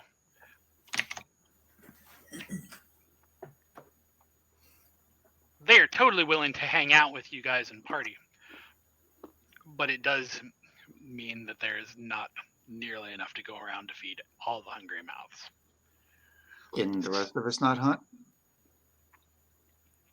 I wasn't going to do an individual hunt for every single person, but we can if you guys really want to do that. I mean, if that. I'll roll and fail that bitch. No. Look, I have like willpower, right? Well, Yeah. if that was gonna, was that like a normal, just a hunger roll for one of us to go out and eat? For all of us. It was a Yeah, hunger for roll her for all of us. to bring food in. All right. So It's enough for who? Me and so Well, Trinity's got to be a priority for that, right? Get her walking again. I'd say Well- we'd get. I'd say we put an order out to. well, I was gonna say Threnody will handle that separately. Yeah, no, this is just for us because we are the walking active vampires, so we get to actually like charm them, feed them, and lick them. We're not going to take them to like people living with like a hole in their stomach. So You much more could. exciting. Okay, so basically that's for us. Yeah. Mhm. So Okay. so you've got 3 people for 4 vamps. three people for with 3 hunger and 1 with 2. So, how do you want to divide this up? Well, at this point, I mean, if Idaho was so hard up to hunt on his own, I mean, that Well, I mean, if that was intended to be the role for all of us, then that's what I'm okay, I'm okay. here to that. I mean, we need to reduce our hunger collectively. What 2, 4, 6, 7? Mm-hmm. If we take 7 from 3 people, what does that do to those 3 people? So you can safely drink 2 3. and have no serious repercussions. If you drink 3 from somebody, you're basically starting to get to the point where you're putting them in danger. All right, yeah. So like everybody drink 2 from each person. Yeah. So I'll stay 1 extra hungry than everybody else. I'll take 1 for the team. I was about to offer. I like to You be get to hungry. play the hero. I just like to be hungry. Okay. that risk-seeking, ravenous behavior. Exactly. Yeah. I'm so selfish. Perfect. Okay, so reducing.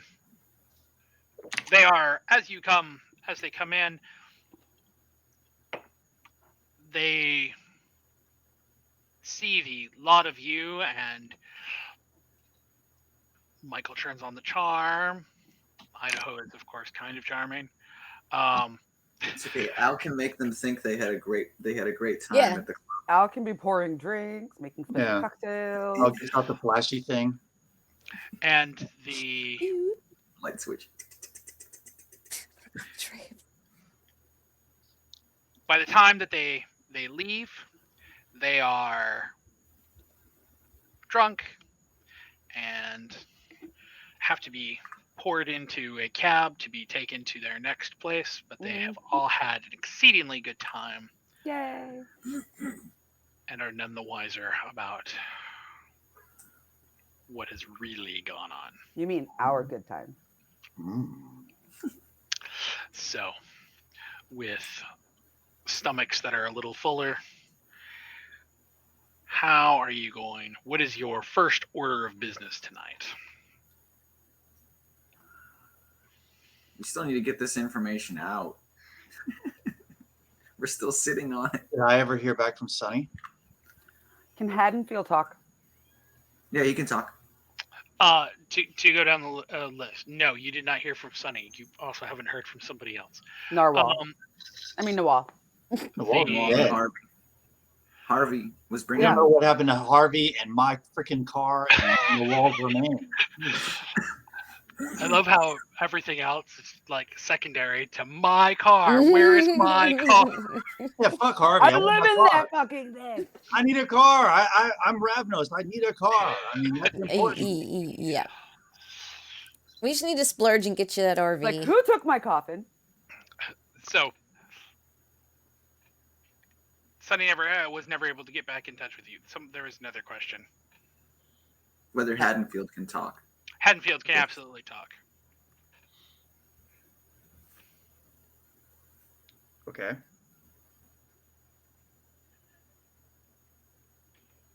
Anybody else? Oh, okay. And we haven't heard from Nawal either. Nawal's dead. Oh yeah, she's dead. She's in torpor. She was in pieces. But that's the thing. We don't know where she is. She's MIA.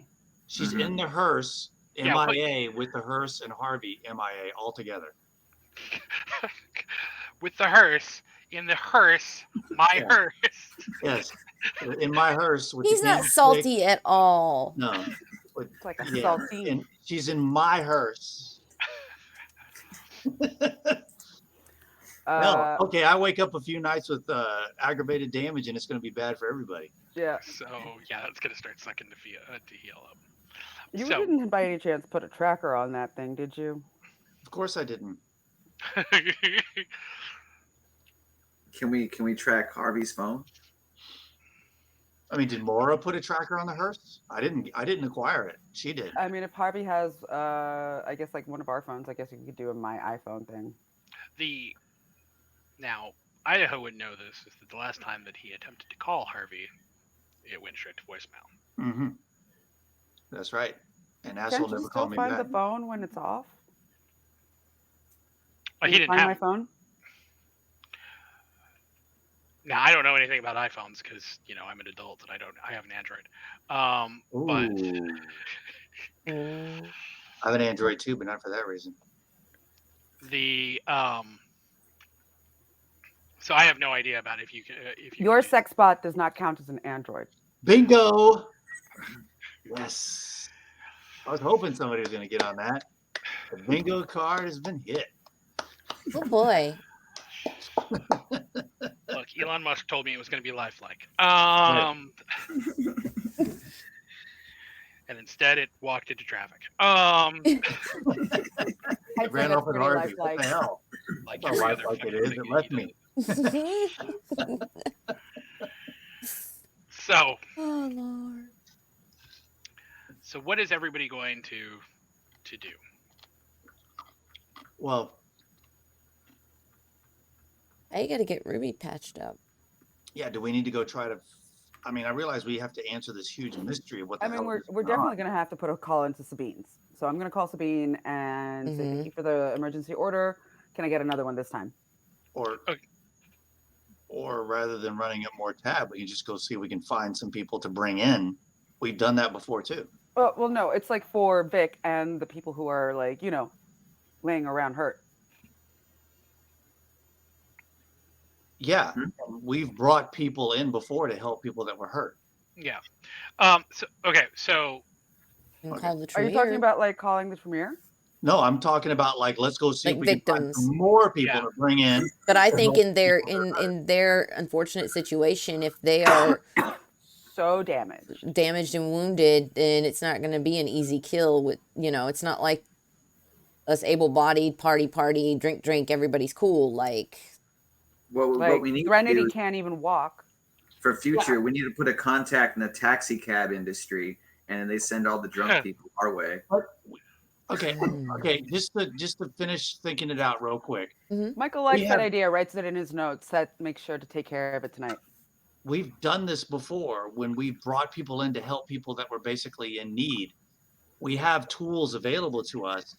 Their mouths aren't broken. I mean, if we want to try to bring people in for them to feed on, we can do that instead of running more tab over Right. Sabine. But like I don't want to run around finding people for them. I want to put a delivery call order so we can go find your fucking hearse. Oh, the worth mentioning is that some kindred are going to be significantly more picky about what they can and cannot eat, or will and will not eat. Yeah, but when they're laid up and hurting, if they don't take what we bring them, then fuck them. They'll go to the curb. If you want to heal aggravated damage, I mean, it's you'll one drink thing when this. you got like a broken pelvis and somebody brings Time out. another. Well, okay, but okay. So, but that's not always the case in some cases. Like there are some kindred who physically cannot just eat anything. They have to have specific diets. Gotcha. Okay, do we have one of those? I would not have brought it up otherwise. Okay. All right, I will talk to Haddonfield. Like at this point, move Threnody into the apartments. Okay. Did Clyde we get just back need to with go the, around and take orders. Yeah. How would you did, like your Clyde steak? come back with like the wheelchair yet? Like, can I like put her in a wheelchair and take her in with the rest of us so we can all be in one group? He could not procure a wheelchair that quickly, so he has basically put the couch on like a rolling cart. Okay. How big is this couch? It's like a love seat. I mean, we could just, I pick up Threnody and move into yeah, we could the just apartment. carry Threnody and get her where we need her to be, right? Yeah, I'm just gonna do that. Okay, so you're just gonna pick up Threnody? Yeah. Clyde's And I know, and I'm gonna be like, I'm very, very sorry. Clyde's gonna bitch behind you as you're taking off with her and being like, "What the fuck did I put the couch in the basement?" I don't know. Who told you? I don't to know. That's not what you were asked to do. We gathered everybody in the apartment. Why did you put her out by herself? Do you want her to die, Clyde? Is that what you were trying to do? Because she needed to be someplace dark. We all slept in the apartment. I'm gonna put her in your apartment. That's fine. I'm not gonna smack. Ooh, talking shit. Clyde always talks shit. And I saved his ass. He'd be dead now if it weren't for me, and I'm second guessing whether I should have done that. He's gonna talk shit even if yeah. He talked shit even when he was bleeding out. Yeah. Right? I want to let's God damn turn it. him into a It's vampire. just his character. Let's turn him into a vampire. So you move Trinity into the apartments.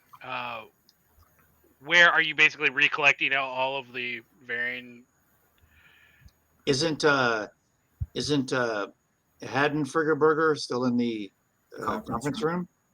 Yes, he did sleep in an apartment last night, but he has been moved back to the conference room. All right, I took her there. Okay, so you have everybody who is there, except for Ruby, of course, who is still in the apartment. So what are you? So now what?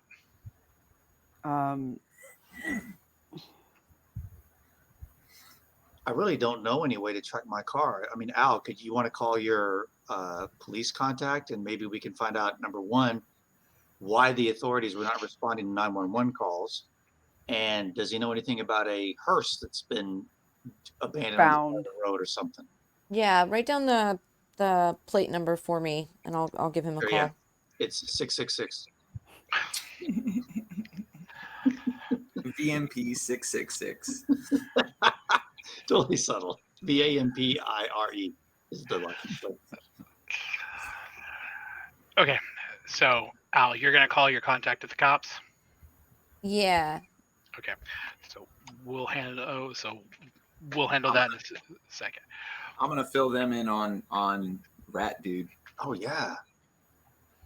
And we need to tell Vic basically all the details of what happened to us. Mm-hmm. Okay, so we'll assume that while you guys are talking, or basically commiserating and discussing the events of each individual night, that's what's going on while Al's making this phone call. Al, see, when you call Sergeant Dolte, he picks up after a couple rings, and when he hears it's you, he's like, hold on, and you can physically hear him moving away from wherever else he was, until he picks back up and he goes, hey, what's going on? Yeah, I kind of need a favor. He's like, can't imagine what it's going to be. Out of everything I've asked you before, this you might think is a little more manageable. My friend's purse is missing. Just wondering if you could run a plate for me. Please tell me he doesn't have a body in it. Please tell me you haven't stolen somebody's body. Not to my knowledge, no, and I didn't steal it.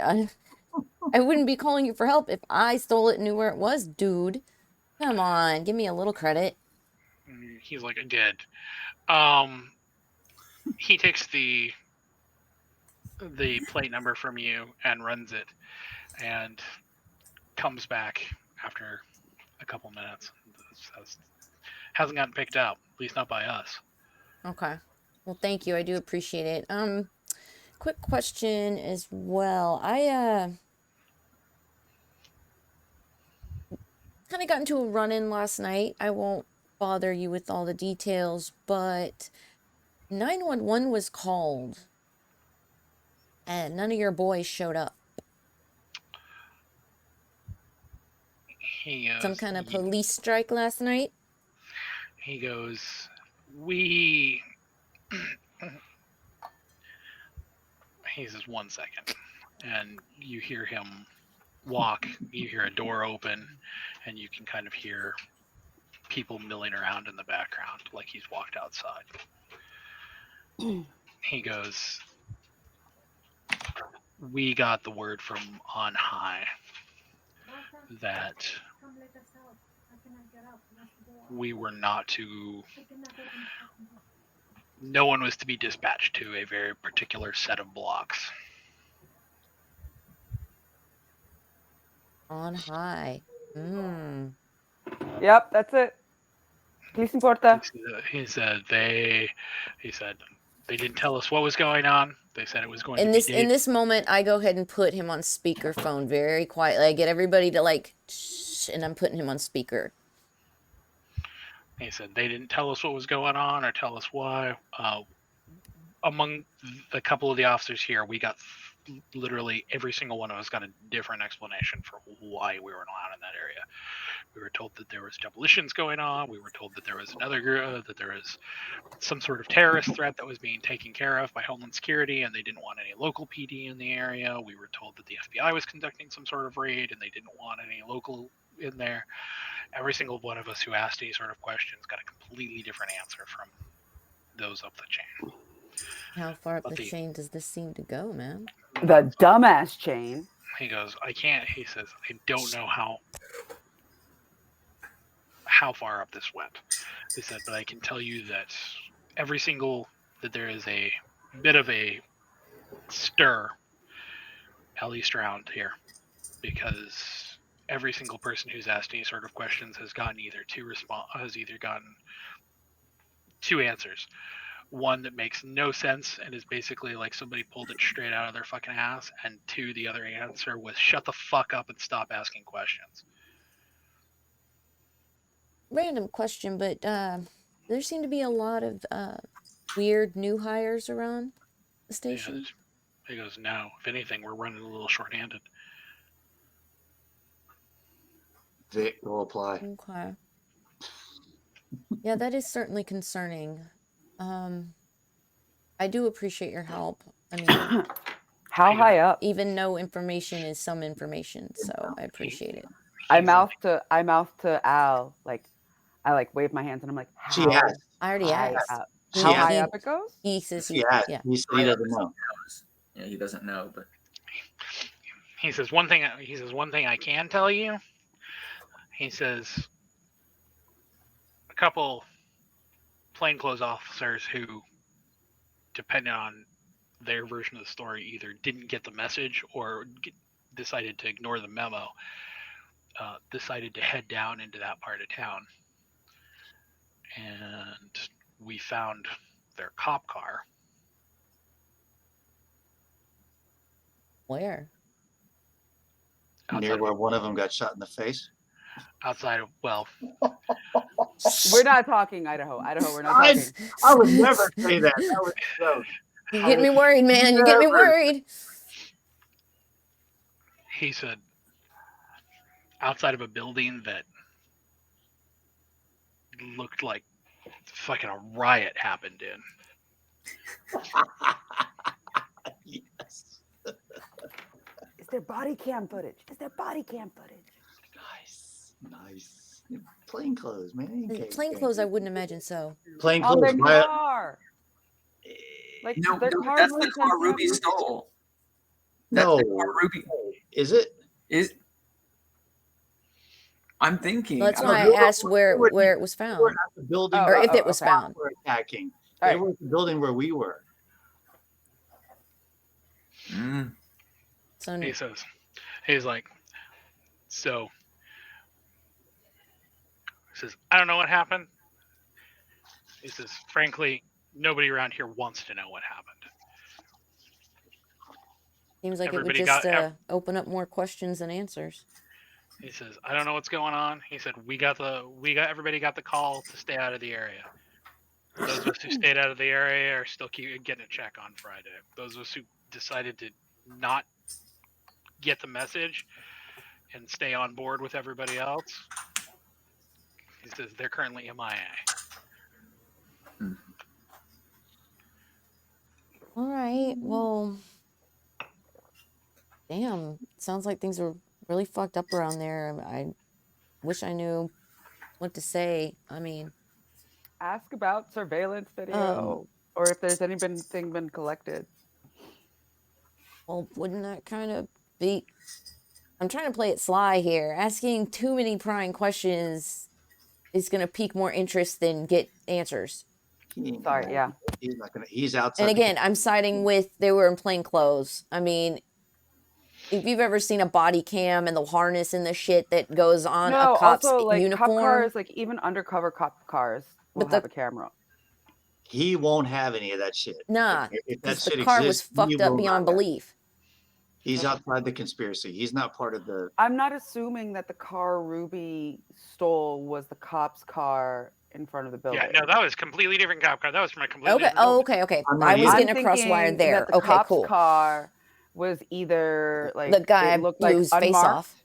and like maybe had like a video camera in it or something. I don't know. There's dash cams, guys. Right, There but are. You're right. But why would her contact have it? He's not part of the conspiracy.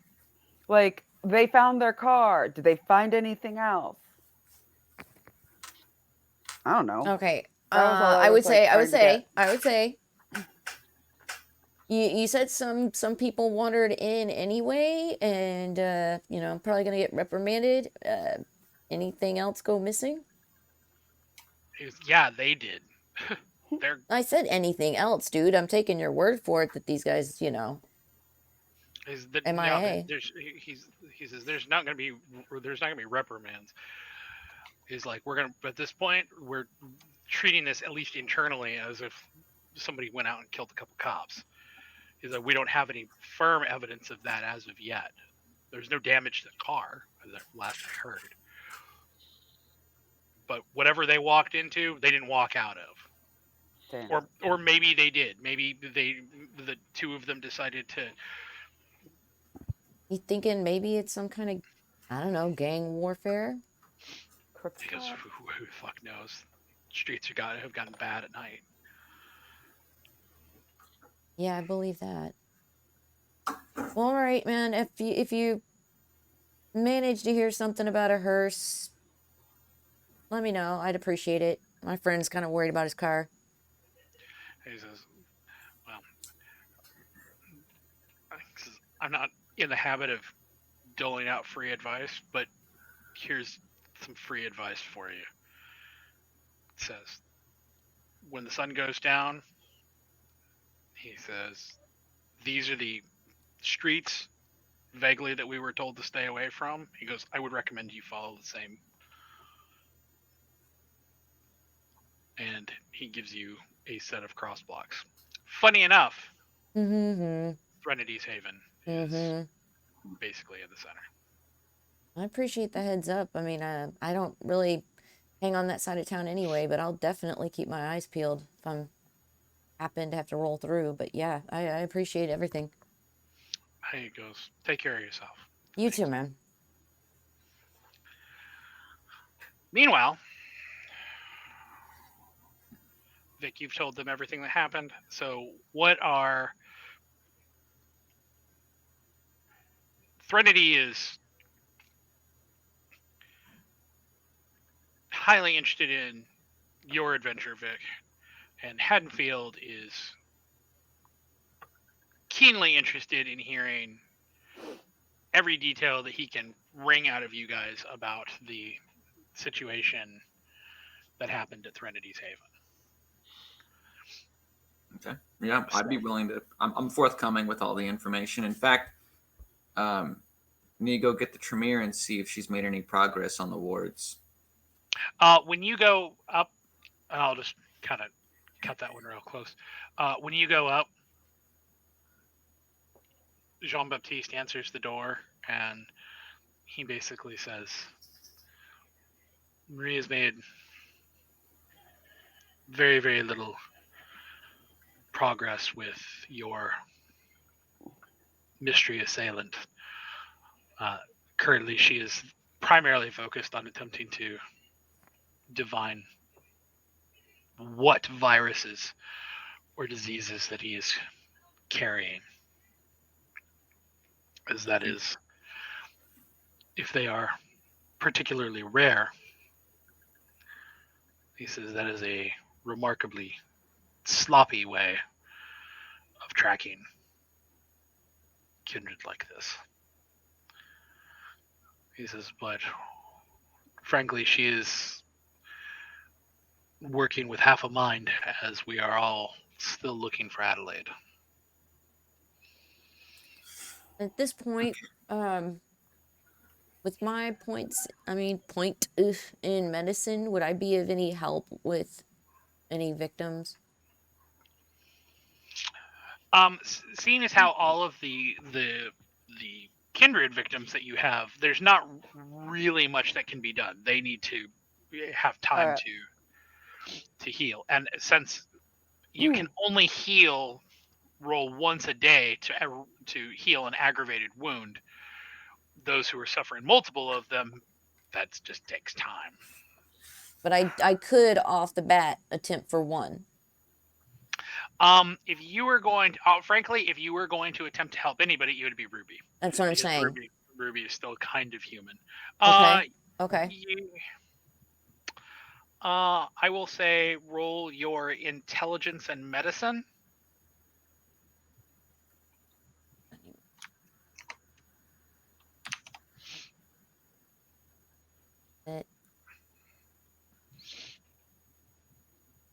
Okay, so I have one in medicine. My hunger's down. So what did we? I'm sorry. So it'd be 3. So 4, 3. So 3 and 1.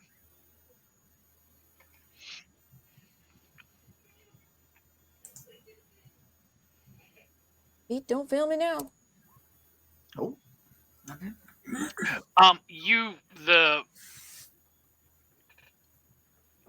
Given that she is at least partially human, your first immediate response is a human being suffering from a gut wound from bullets needs to be in the hospital and potentially being checked for all sorts of infection, blah, blah, blah, blah, blah, down the line. Without having, even wiping the human part of it out,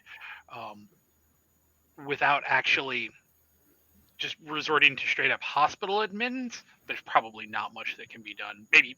Maybe if you could scour and get some antibiotics or something like that, but your current knowledge is not enough to really be able to determine how antibiotics would even interface with a half kindred gut wounded. There's just way too many things that are going on there with not enough experience.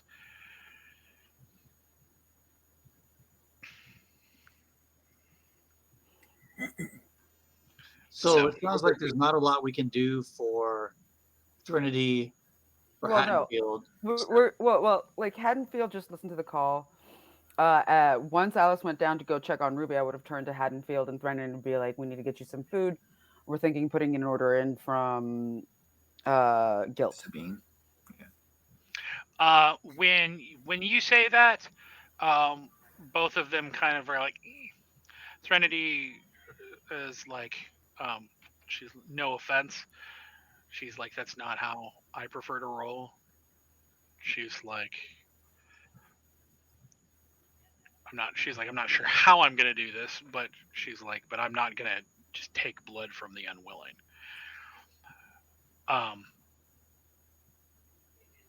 Meanwhile, Haddonfield is like, he's like, sorry, I like my victims to be a little more alive. He's like, anything out of a bag or an animal or a bag of an animal, he's like, can't do it. Yeah. All right. Because he's more blood potency. Picky bitch. That's what he is. Higher vampires have hard times. That sounded like they're just being picky, but he's just vegan. I mean, I think I'm at the point where like a bag only does half for me. You are higher because of your higher blood potency, yes. But I will also give this to you because you've been around long enough, and this is something that you would know. You know as a fact that Ventru, in particular, cannot bag blood that's considered sub-quality or substandard. They won't even eat it. They'll literally vomit it back up. Okay. So our boys have been through. You could probably deduct that. Well, I'm gonna go ahead and just sneak up to him and drain him dry. You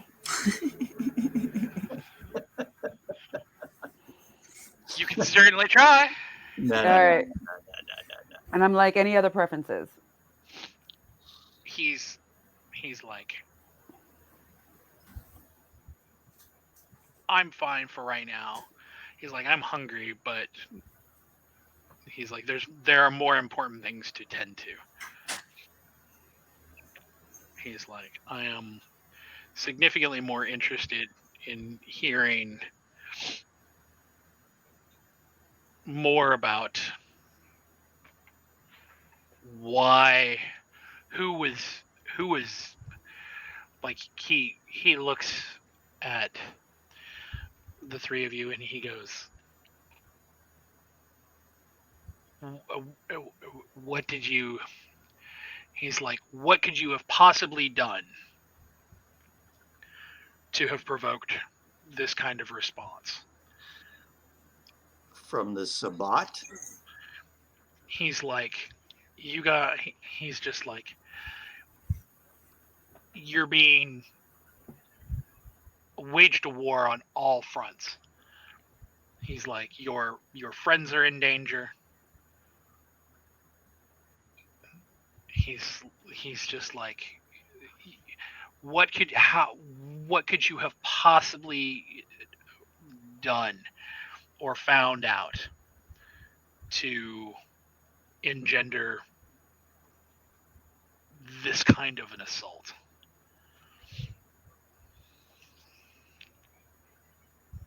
Like from the Sabbat, Or no, from everybody. So from you were everybody. I there. guess You saw us But he bring doesn't the. know. But he doesn't know what we I know. got. I know he doesn't. I know he doesn't know. So you were there. I mean, you saw us bring the half werewolf, half vampire in to talk to Abraham, and then the sheriff tried to kill us and got killed on it for doing that. He was staked during all of that. Whoa, So well then, yeah, let's tell him that. Yeah, fill him in. Yeah. After you got staked, the sheriff got split in half. Yeah, the sheriff was. Remember when we brought the half vampire, half werewolf in to see Abraham? he's like, how could I forget?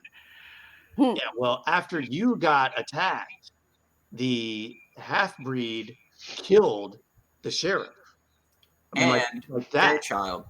And Fairchild. The sheriff and Fairchild are dead. He's like, that would explain. He kind of rolls it around and he's like, In the chaos, Abraham also got out. Yeah, due to no fault of our own. Mm-mm. he says, he goes,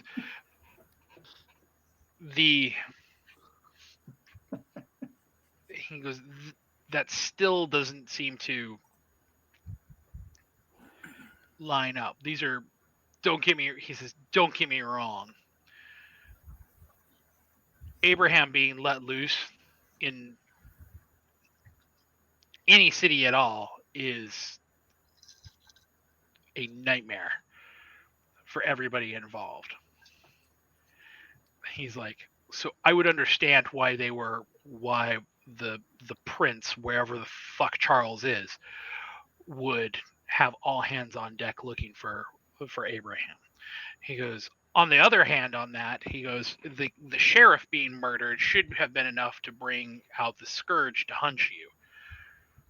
The scourge is hunting us? Should have been I haven't seen Jones yet. the scourge is a title. Yeah, he kind of thinks for a way to put it. He goes, good cop, bad cop. The prince sends the sheriff when he needs the rules enforced in a very public way, when he needs to bring people in front of the court so that they can be held for trial. The sheriff is, shall we say, the figurehead of law. And Skro was an extremely effective at his job. He said, Scourge, on the other hand, is closer, frankly, to an assassin than an arbiter of law. Mm-hmm. So the fact that if the city's Scourge was being sent after you, that would make sense. The fact that she has not appeared while all of this is going on certainly leaves some questions. I don't think she liked the way we handled her last time, so. I'm just I'm kind of wondering, last night we dealt with I guess, the Sabbat, unless suddenly the Sabbat and the Camarilla are working together. That's my thinking is that they have to be working together because we didn't do, as far as I know, we didn't do anything to the Sabbat. They don't have to be working together, dude. The Sabbat saw a weakness in the Camarilla and decided to try to make a play for the city. He nods at that and he goes, "It is highly unlikely that there would be any of the people with any amount of primacy within the Primogen or within the inner court would have anything to do with Sabbat. That would, if even whispers of that would start to attract attention from Justicars." He's like, just mentioning that that there might be a Sabbat infection in a major city's council would bring particularly the Justicars from New York. He said, so I don't find that to be highly likely. He says, I think your friend here is perhaps more correct. It's not necessarily, one disease with two symptoms. It's two separate diseases that are taking advantage of an individual symptom. Somehow they found out that we have information that could take down the Camarilla. Yeah, how did they find that out? How did Shaw find out we did what we did? That's a big question. We weren't very quiet about it. The Hanfield also says, the other question that I have, which obviously is not information you have, but it's certainly a question to ask, is you said that you were being pursued by this yuppie as you escaped from Threnodi's Haven. But then as you left, something happened to him. Mm-hmm. He says, I am curious.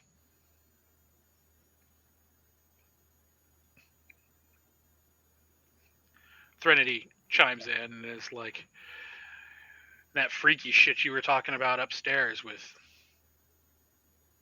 dude being left for the sun with his face torn off. Mm-hmm. Said that. She kind of shakes her head and she goes, I don't know. She says, that doesn't, you guys weren't there. She says, but them rampaging through that building, that was just chaos. That was just aimless destruction and rioting. She says, that doesn't sound aimless. That sounds. No, that was sacrificial. That was a ritual. Didn't we see the face mark on the dude's, or the hand mark on the dude's face? Yep. So let's. Do we know what that is a mark of? We've had some mention I of it. have I thought we knew occult, if that's handy and identifying. Max just said we do. We've already went through that before. We already have some idea of it. We've encountered it a little bit before, right? Yes. Slade showed you, Michael, a picture from subway tunnels of a black hand painted above a door. Yeah. What did it end up being again that we knew about? Like, I think if I remember correctly, you did not succeed on your occult roll. I'm just going to tell them. I'm going to tell Threnody and Sazerfrazer. There was I'm gonna I'm gonna be face. It was the black hand. It wasn't the Sabbat. And it wasn't even the Second Inquisition. It was the black hand.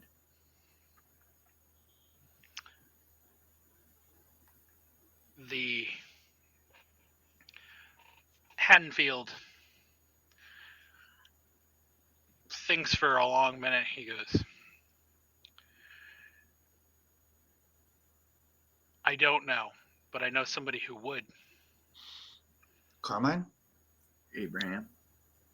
He goes, I'm sure that you're familiar with the city's Nosferatu. Mm-hmm. He says, I'm sure Gigi could probably answer that particular question for you. Well,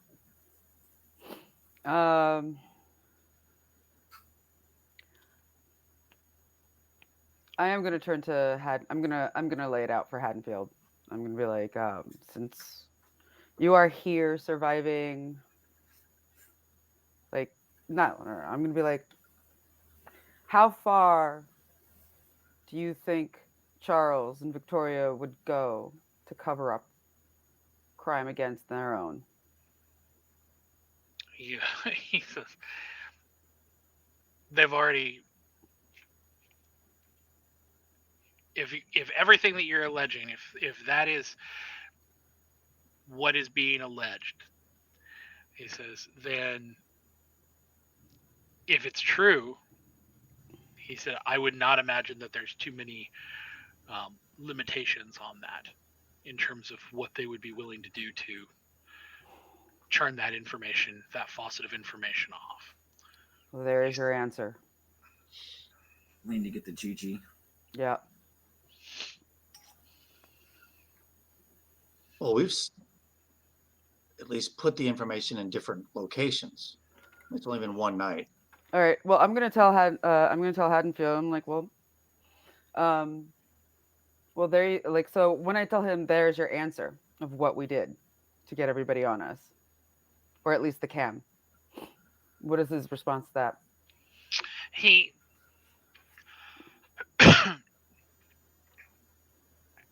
he kind of makes a little bit of a face and he goes, maybe. He's like, but everything that you've told me about last night screams a lack of subtlety. Mm-hmm. He says Not that's something we're exactly known for. Oh, the Sabbat. Oh, okay. Not subtle. Like we aren't exactly subtle either, but Well, I'm gonna say like the first war, right, and I'm gonna say, well, when we found this guy and pointed Idaho, another similar situation. It was another mass embrace by the Sabbat. Threnody kind of like, yeah, I was the one who tipped you off on that. She's like, that's how they roll, because their shovel heads can't ever fucking last more than a week because they're idiots. They don't teach them anything. They're not. She says, I know you've got a fondness for those thin bloods, but she goes, Sabbat are like one step above them. She's like, if thin bloods are vampire 0.5, she's like, those fucking shovel heads might as well be like 0.75. She's like, they're dangerous in packs, but they're useless alone. She's like, they're newly churned. They don't know what they are. They don't know what's going on. All they are is hunger and anger.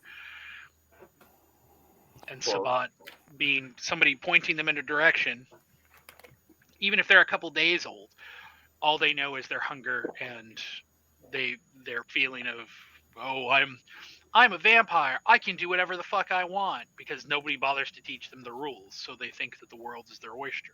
Right. So inevitably, when they run into, when there's 9 of them, 10 of them, 12 of them, whatever, and they run into one of us, yeah, sure, they run roughshod over us. I said, one-on-one, she said, they don't last. They don't know what the fuck they're doing. What about the guy who threw the spear at you? Yeah, he did not look Sabbat. I couldn't buy boat shoes. I couldn't find Mr. Boat Shoes fancy pants a Sabbat. I don't see him being one. She says, she says, I only caught a look at him as we were driving off. She says, you can't always tell somebody's political allegiances by the leather jacket that they wear. Mm-hmm. I mean, that was one hell of a toss for somebody that might have been only 2 days old. She says, and she kind of nods at you, Idaho, and she's like, which means likely that that's not a shovelhead. That's somebody who's been around the block for a minute, which makes him a lot more dangerous. Well, I guess he's dead now. Which makes what killed him even more dangerous. Or it might have been the Scourge. But So I have a question, Mr. Havenfervel. We received this information from Abraham. He's If, like, yes, Arizona. yes, thank you. It's Arkansas, excuse me. He goes, I want to know what you do with your sister. There we go. Yes. Oh, you don't even want to know. Shall I digress? Anyway, so Mr. Haddonfield, you said that there was very little that Charles and Victoria would not do to stop the flow of information that could compromise them. We got this information from Abraham. Abraham was, as you know, basically a jailed vampire. But they didn't kill Abraham. That seems like that would have been the smart move to keep him from spreading his information. So what the heck? What's up with that?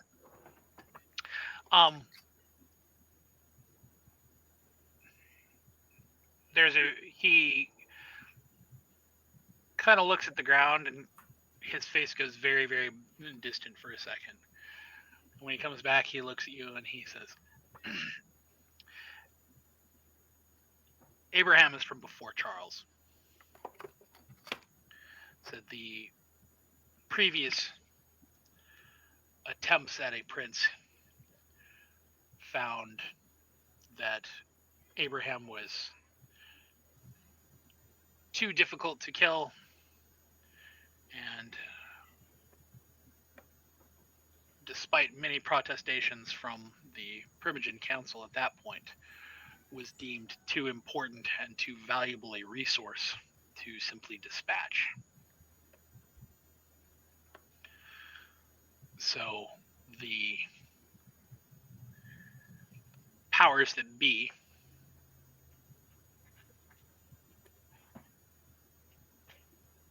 decided that the best possible solution was not to show him the final death, but to quarantine him. Well, he ain't that quarantined. He's still getting information somehow, or was. He goes, and that is a question that we've never been able to answer. For a man who has spent most of the last 100 years on that little island that we built for him, said he was very, very often very up to date on the time. Well, if you ask me, he makes Charles look like a chump. Hanfield nods briefly and says, Abraham is not a political creature. Abraham has less than zero interest in the city's politics or kindred politics in general. Oh, how I relate. I miss those days. He says he has two needs: to possess and to create. Interesting. Okay. What do you mean by possess? He says Abraham is exceptionally greedy. He is a creature wholly of avarice. Now, the things that he wants to possess, he says those are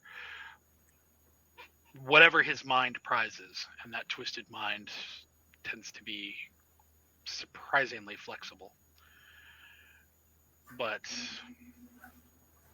he doesn't, even when he was free,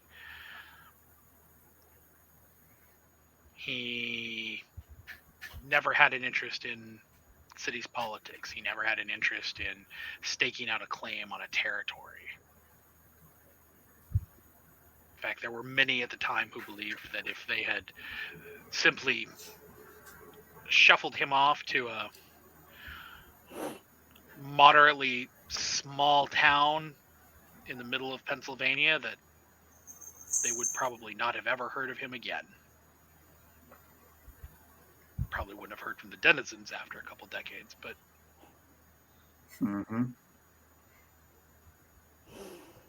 Well, he's still interested in what's going on in the city, despite his apolitical tendencies. Did we describe the old guy to him that we caught here? I don't think we told them about that, have we? Or no, Vic said he told them about that, right, Vic? That old guy.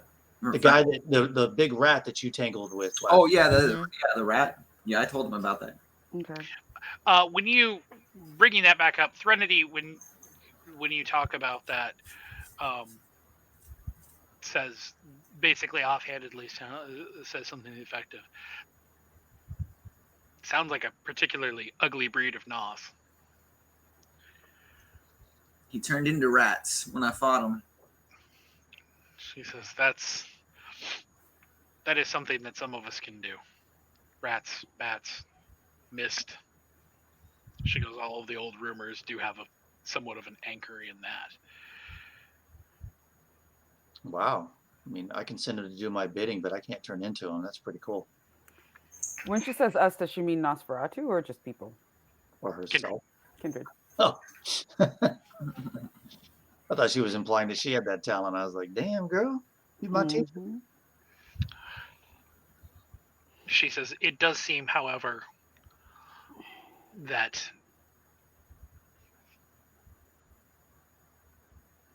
she goes, I don't know. No, go on. Please. Finish your thought. She looks at you, Al, and says,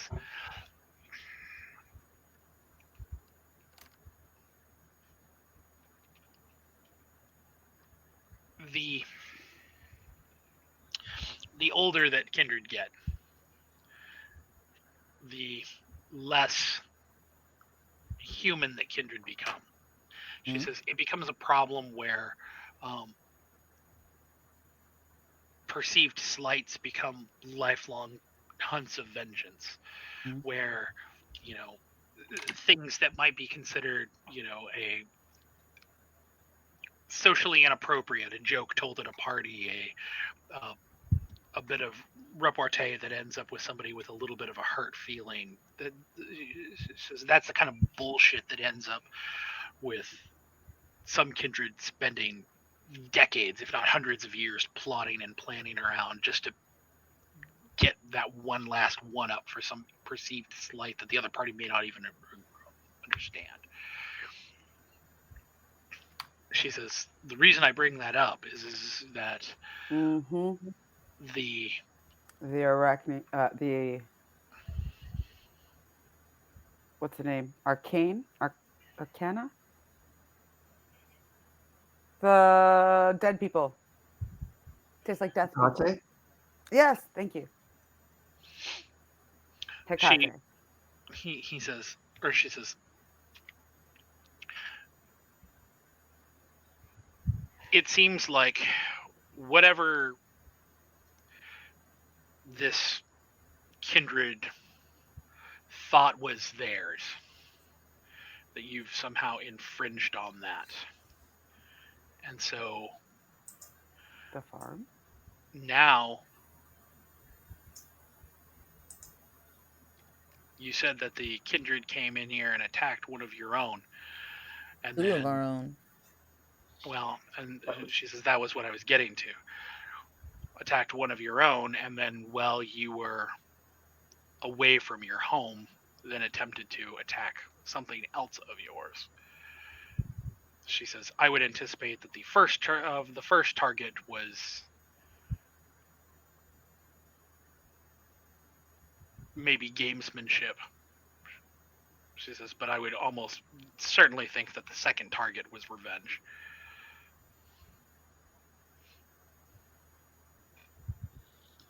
Well, we have a lot of work to do, I guess.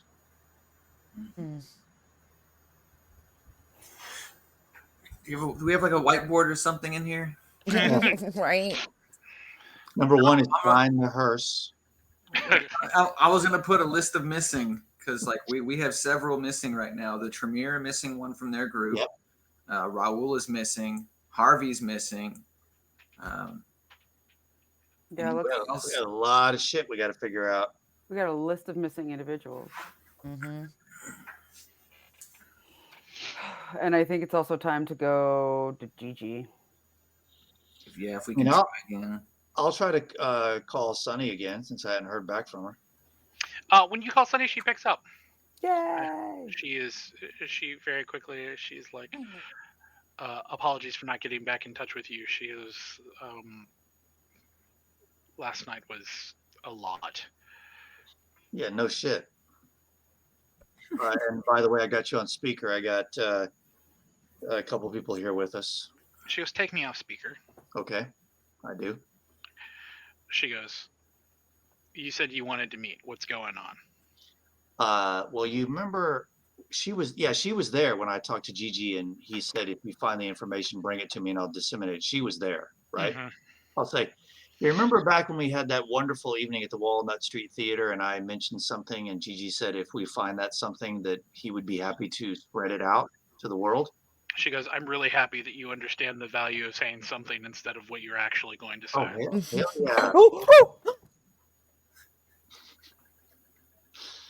yeah. Well, we got that something. Not liquid. She says, there's a really, really long pause. And she goes, I am highly, highly interested. Yeah. She goes, Every time. this is a really, really big deal. Yeah.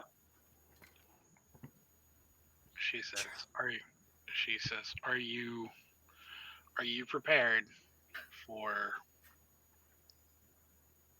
she goes, let me rephrase that. What are you going to want for it? This really just isn't just up to me. I'm just calling you because you and I have a working relationship.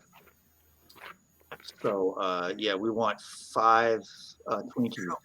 The black hand. That ain't enough. That ain't I enough. feel face. scared that Gigi would. I know. I got you. I'm just basically saying that, this isn't just up to me.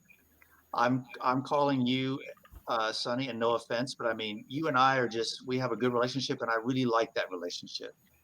But this is kind of between the Baron and Gigi. And you and I are just kind of making the initial arrangements is what I'm thinking. She goes, all right. She goes, well, how important is this? Is this I need to attempt to be wrangling him now, or is this? Yeah, we are in danger until this stuff goes public. Because the people that we took this from want to kill us and take it back. She's like, if you have what I think you have, she goes, they're not going to stop wanting to kill you. Yeah, that's cool. I mean, they wanted to kill us before we had it. But as long as we get this stuff, we got this information to expose them. And that's what we want to do. Ask her if she has any information though, on people who've put targets out on us, or who have been like if it's also the Hecate. Because I'm thinking all of the oldest vampires we know. Okay. Michael just asked me to ask you if you have any information on who's putting targets on us. She goes, I would assume that the most obvious answers would be the Tower and Shaw. Yeah, me too. She's like, in terms of more personal targets that are being put out on you. She says, I haven't heard anything specific. Yeah, well, if you do, I mean, I certainly would appreciate it. She says, I will say this. She says, your counterparts on the other side of town have been making the rounds. What does that mean? She says, Gigi took a meeting with the 4 of them Mm-hmm. Sabine did too. It's been a week or so now, I guess. He didn't seem real thrilled about it, and they didn't seem very thrilled when they left, but they made very, very clear that they wanted to be seen as the de facto power players in town for the Anarchs. So instead of working with us, they're trying to splinter our already small group. Good job. She goes, they seem to... No, wait. Are we talking about the other crew with the top hats and the silly outfits? Yeah, the Northeast Anarchs. The ones that we think were meeting with Sabine. The Clockwork Orange wannabes. She basically says,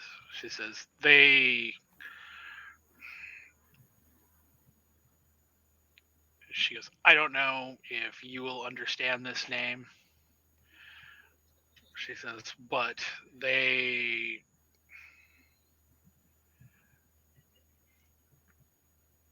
leader, Reese, she's not a giant racist asshole like him, but in mannerisms, she says there's a guy in New York. His name's Boss Callahan. Mm-hmm. She says, if she told me that she was trying to emulate him, then that would be fitting. Okay. Dude's an iron fist in New York, and he's held power as one of the barons there for a very long time. Okay. She says, but he's also a miserable son of a bitch, and rules mostly by force and fear.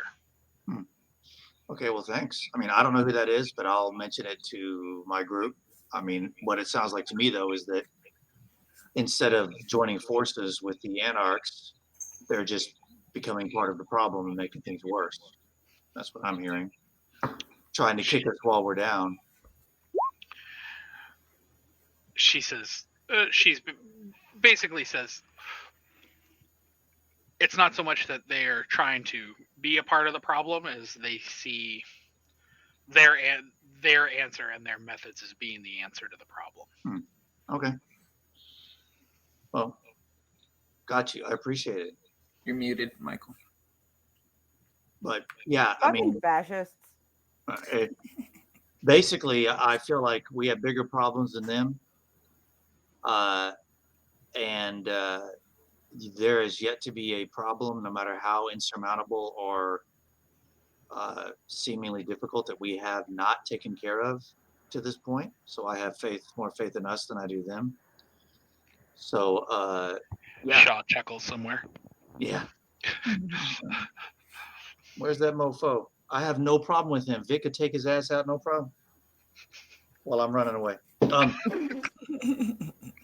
So Soaring Leap, man. Watch me roll a crit. So yeah, so the sooner the better that you and Gigi can get over here and we can discuss this. She says, oh, I don't think Gigi's going anywhere. Oh, she's no, like, or that we can meet. The sooner the better that Gigi and Michael can meet, the better. She's why would he not go anywhere? What's his problem? Because Gigi never leaves that place. That's not where we saw him at the Walnut Street Theater. I'm just asking Sonny, why does Gigi think he can't leave?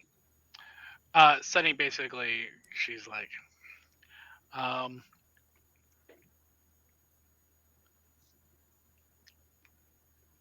saw what happened to you? What happened to us? She was like, I mean, video footage of the entire incident, from you guys getting to Threnity's Haven to your escape to, she's like, he's gone over it at least twice.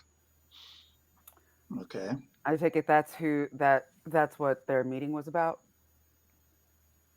No, he said their meeting was a week ago. Oh yeah. So that was before last night. So how where's the video footage from? From last night. No, but like physically? Like, where did the like?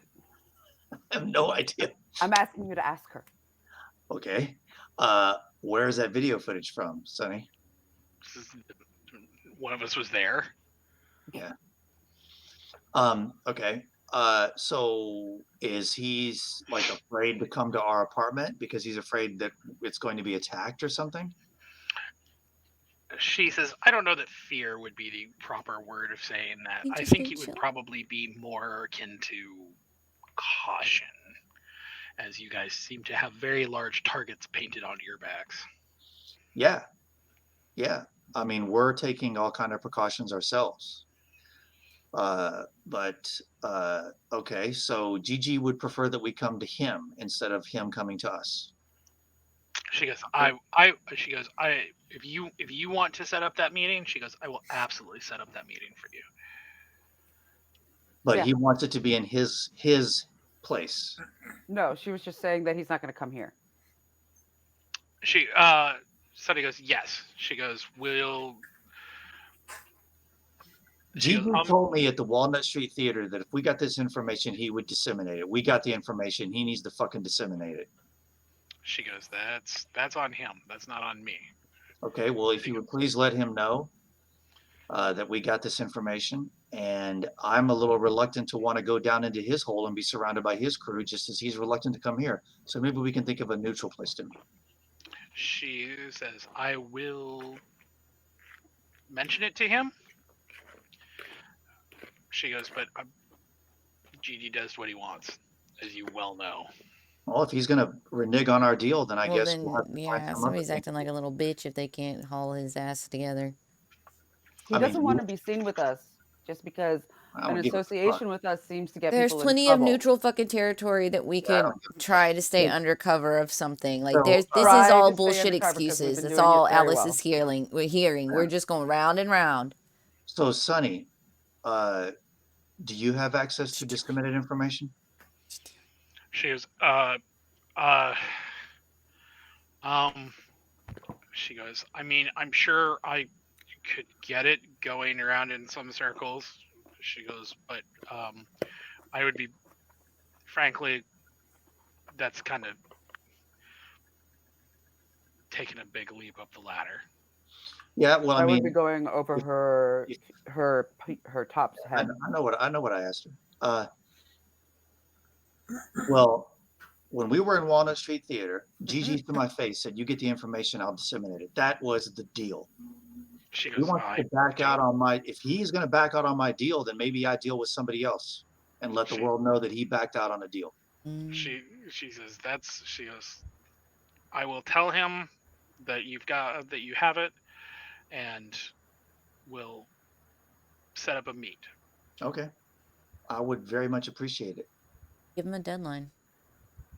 We want to hear from you in 3 hours. The sooner the better. I mean, that's basically what I told him. She Gigi knows. Just on an aside, Gigi knows what's going down in this city. Maybe better than anybody else than Abraham. I don't know. I know, but Alice is defending you in getting riled up in you made a fucking deal. Yeah. So that's the only reason Alice is jumping in here trying to coerce. I'll say, you know what, Sonny? I'll tell you, we're under the gun. We're under a tight deadline here.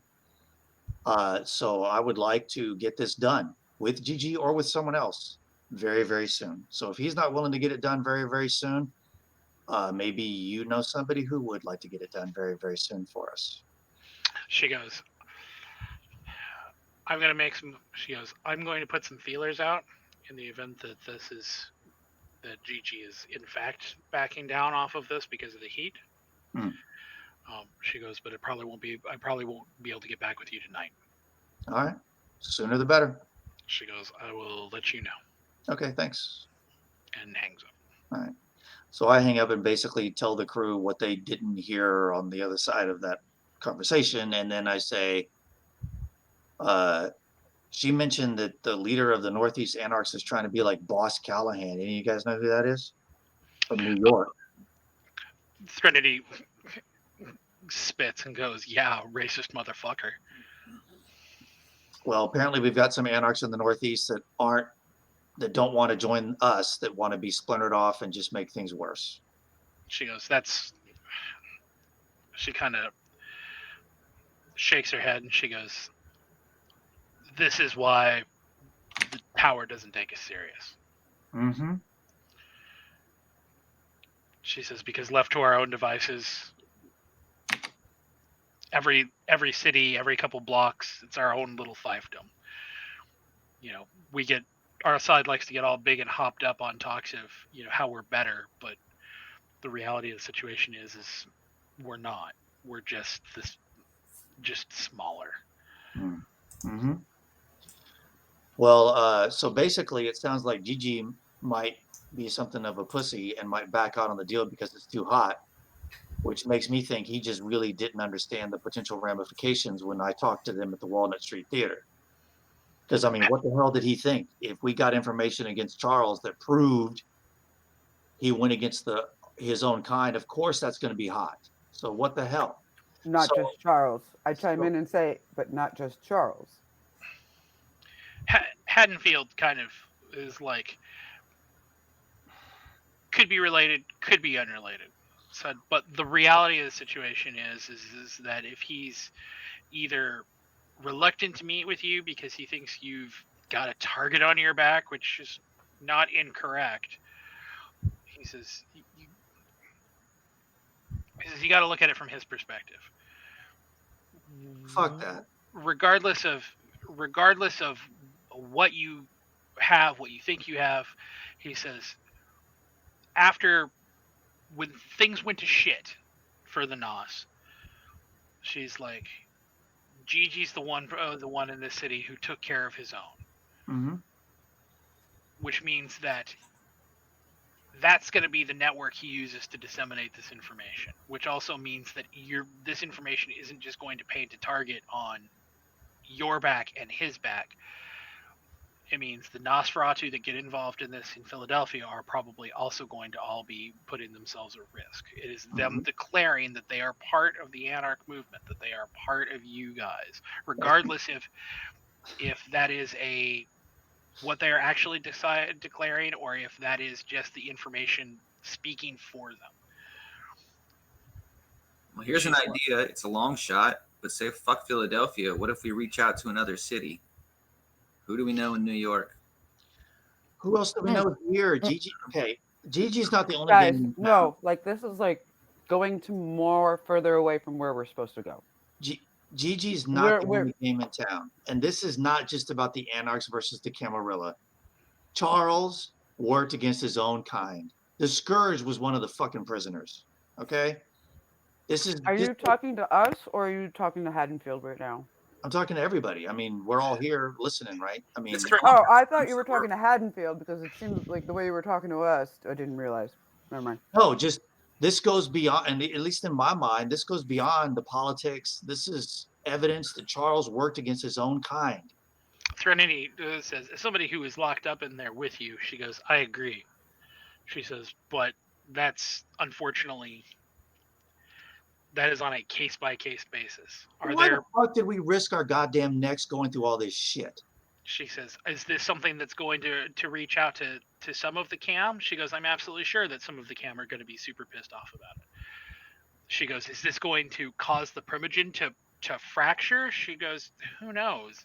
She goes, some of them she goes, I would have said Victoria, but she goes, some of them would likely try to use this as an opportunity to climb up into Charles's seat. Yeah. She goes, she says, some of the rest of them, they're going to be more worried about the fallout of how it looks to them.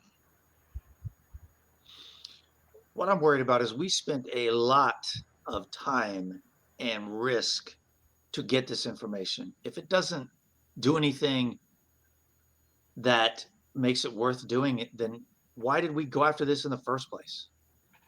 Haddonfield is like, you don't know that. You don't know what the effect is going to be. The people who are, and he goes, I get it. You're angry. You have a right to be angry. He goes, on the flip side of that, though, he says, you're the bearer of bad news.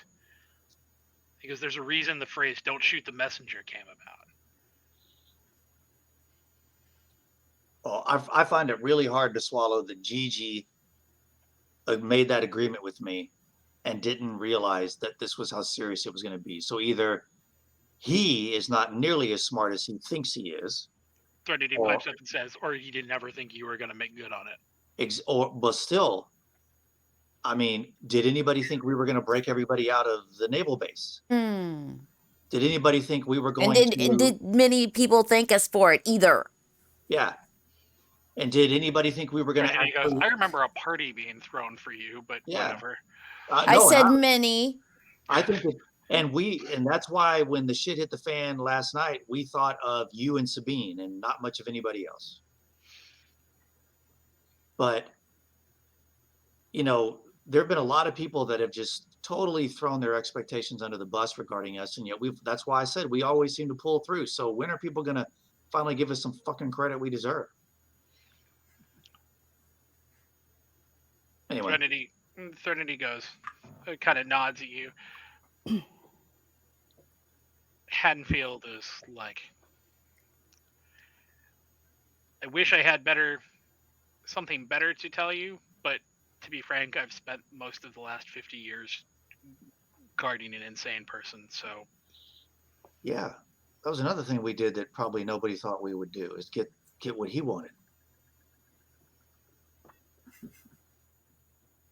To which Haddonfield kind of perks up and goes, where the fuck did you even hear about that?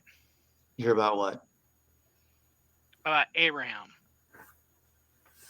Oh, you know, we have sources. Because we continue to pull things off that people don't expect us to do. That's where we got it from. In other words, I'm not even sure if it's cool to say that to him. I'll just look at Michael and go, I don't know, where did we get that from? I mean, you've been taking the lead on everything anyways. Continue talking. I guess I'm done. What is we had our own personal source, a boon for a boon, out of state. He looks at you and goes, out of state? He's like, what the? Where you going? Okay, sister. I guess I reveal, I got it from what's her face. So before you say it, I'm not going to say it. I'm not going to yet. I want to ask I want to remember what her name is. Before you say anything else, you hear hollering from downstairs, and somebody is at the front door. Like hollering, like yelling for us? Like yelling into the intercom, which you're hearing, but you can, they're also yelling loud enough that you can hear them from outside. Do we recognize the voice? It's Harvey. What is he yelling? Go downstairs. He's probably yelling, let me the fuck in, because we locked up tighter than Fort Knox. I'll go down. I'll also go down.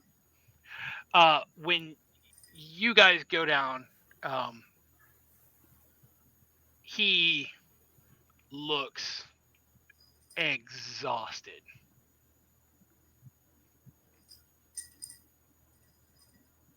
He walks inside and slumps against the wall, and when he sees you, Idaho, he goes, car's out on the curb. Thanks. Are you okay? Are you all right? He goes, well, your car is fairly decent to sleep in. Mm-hmm. He goes, I may have thrown up in the back a little bit, but you're not supposed to eat human food. He says, after I took off from the walls, he goes, somebody started following me.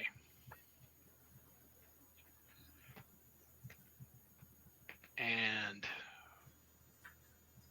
drove past here, past Fairmont, past the museum, drove all over town last night trying to find a place to ditch them. And the only thing that eventually got them off of my back was the sun.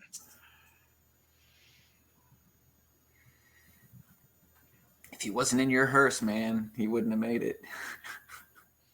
You did good. Come back. You can join us upstairs. We'll scratch your name off the list of the missing. Mm-hmm. Cattail. He's like, Jesus Christ.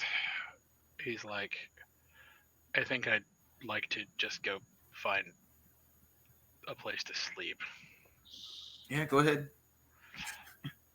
Doesn't he have a room here? No, he has his own place, remember? Yeah, he's been sleeping at Ten Toes, but yeah, Ten Toes is kind of under police where it was Yeah. last night. I would he can suggest totally sleep in finding here. a room and sleeping here. I'm gonna go check the car, see if Nawal's still in the back. Noelle is still in the back and is in just as bad shape as she was the other night. Well, I'll bring all of her remains inside.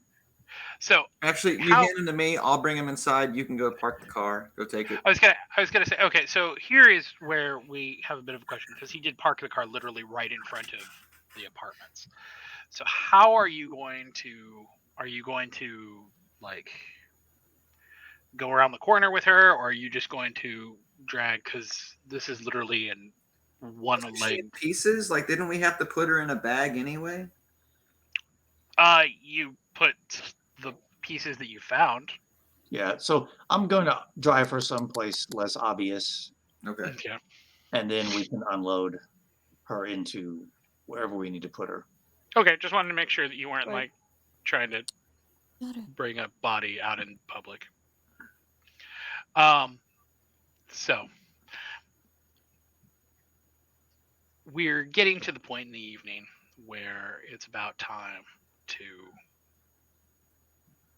start thinking about final actions for the night. So,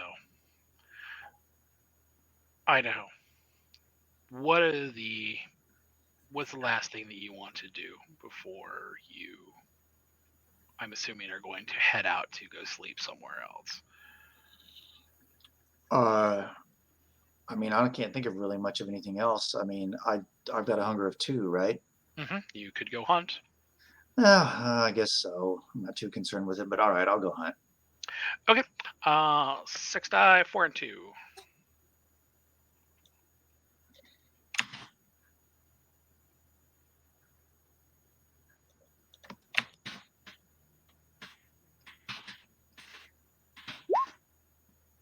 Cool. Nice.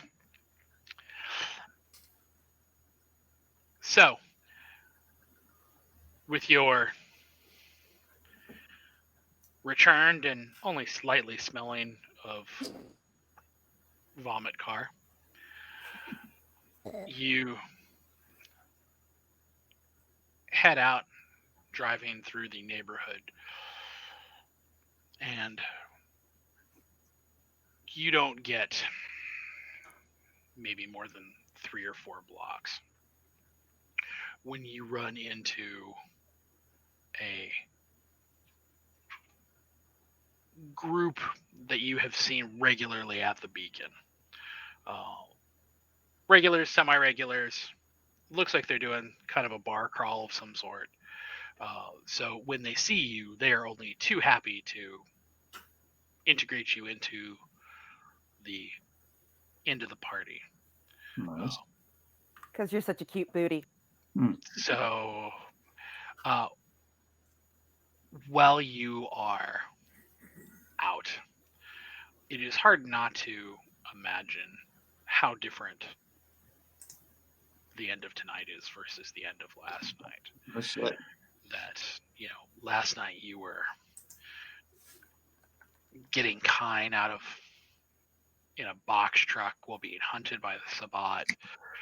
after an excruciatingly stressful night. And tonight you are partying and dancing and pretending to drink with people and having conversation. Drinking from people. Yeah. So it is a very strange life, this one is. Mm-hmm. So I'm assuming you're not going to kill anyone tonight. All right. No. So your Just, hunger. I really don't need that much. So just, maybe flit from person to person, just enough to drop me down to a 1 and then doing that trick that you learned from that Yes. one night. Yeah. And it works quite well as you manage Awesome. to slake your hunger. Vic, final action for the evening. What are you doing? I'm collecting the Ventru's phone number, the missing one, and then Raul's our other missing person, and I'm trying to see if Al has either a way of tracking GPS herself, or if she can reach out to Nick and at least pick up the last GPS locations of these 2 phones.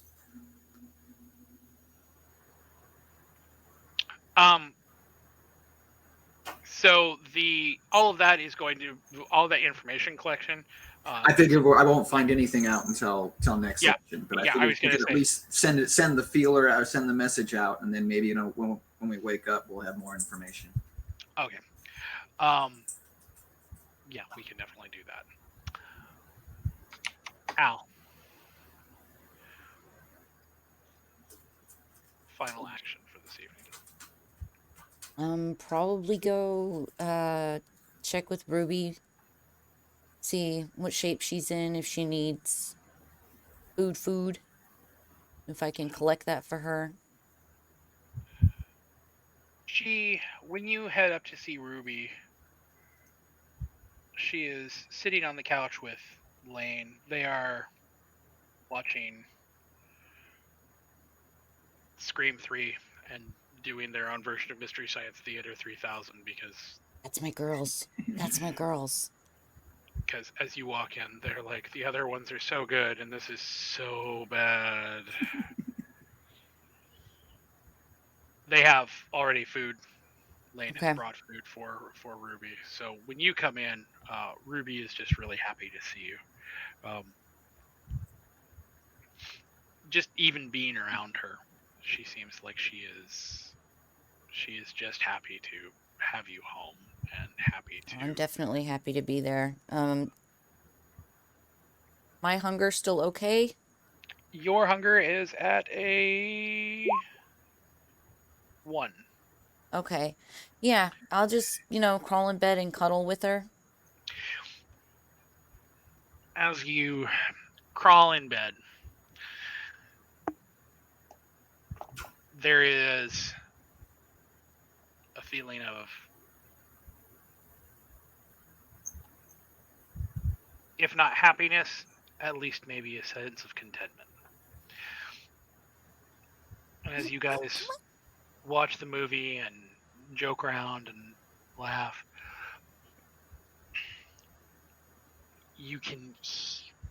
it's not so much that you hear something in the back of your head as you feel it. It's a creepy, crawly feeling. Something that might be akin to what, when you were human, would be called goosebumps. Feeling that you are maybe not as alone as you think you are.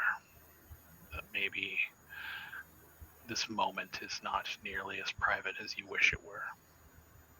Can I throw a Sense the Unseen real quick? Nope. Damn it. Gonna make me think about this all week. What the fuck's in my bedroom? Michael. Damn it. Final action. Mute.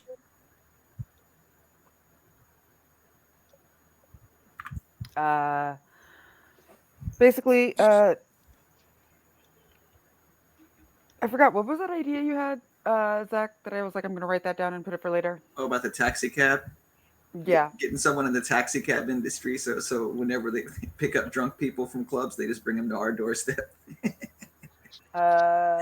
Give us all the good taxi cab confessions. I put some feelers out. Show is so fucked up.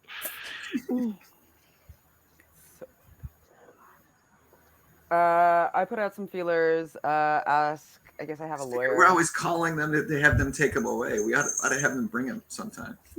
So you're going to put out some feelers and see if you can't. I'm gonna call my lawyer and see if there's any, like, I don't know, like taxi agencies that are like struggling and like about to be sold or some shit. Okay. We will. Put a pin And then in I'm gonna. I feel like going out for a walk. I'm gonna go out, stroll the streets of my block, in my area, with my club. I'm gonna stop by Seb's for a little bit. Not to like see him, just like across the way, just to like kind of like go check on my touchstone and then like make a roundabout back to the club. Like, so when you go out, there are definitely people who are lingering in front of the club, who are a little disappointed that the club is once again closed for this evening. When you had to go see Seb,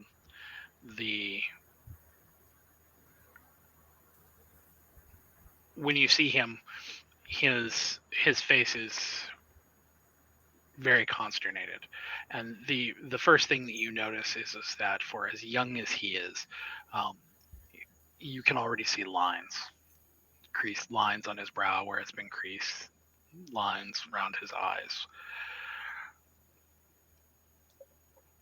It's hard not to feel a little bit of guilt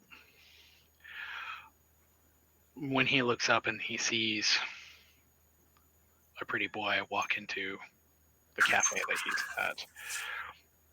oh, I wasn't gonna walk in. I was just gonna like look in from the window. Yeah, I know. Okay. When you watching him from outside, the pretty boy walks in and Seb looks up and he smiles. It's almost the same smile that you remember. It's almost that kid. But even thinking about him like that only brings the memory of that very first one and his smile. And it hurts. And so you walk the streets of at least part of your city.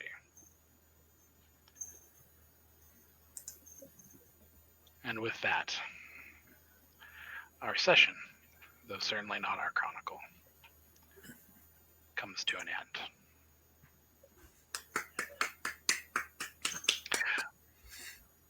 As a note,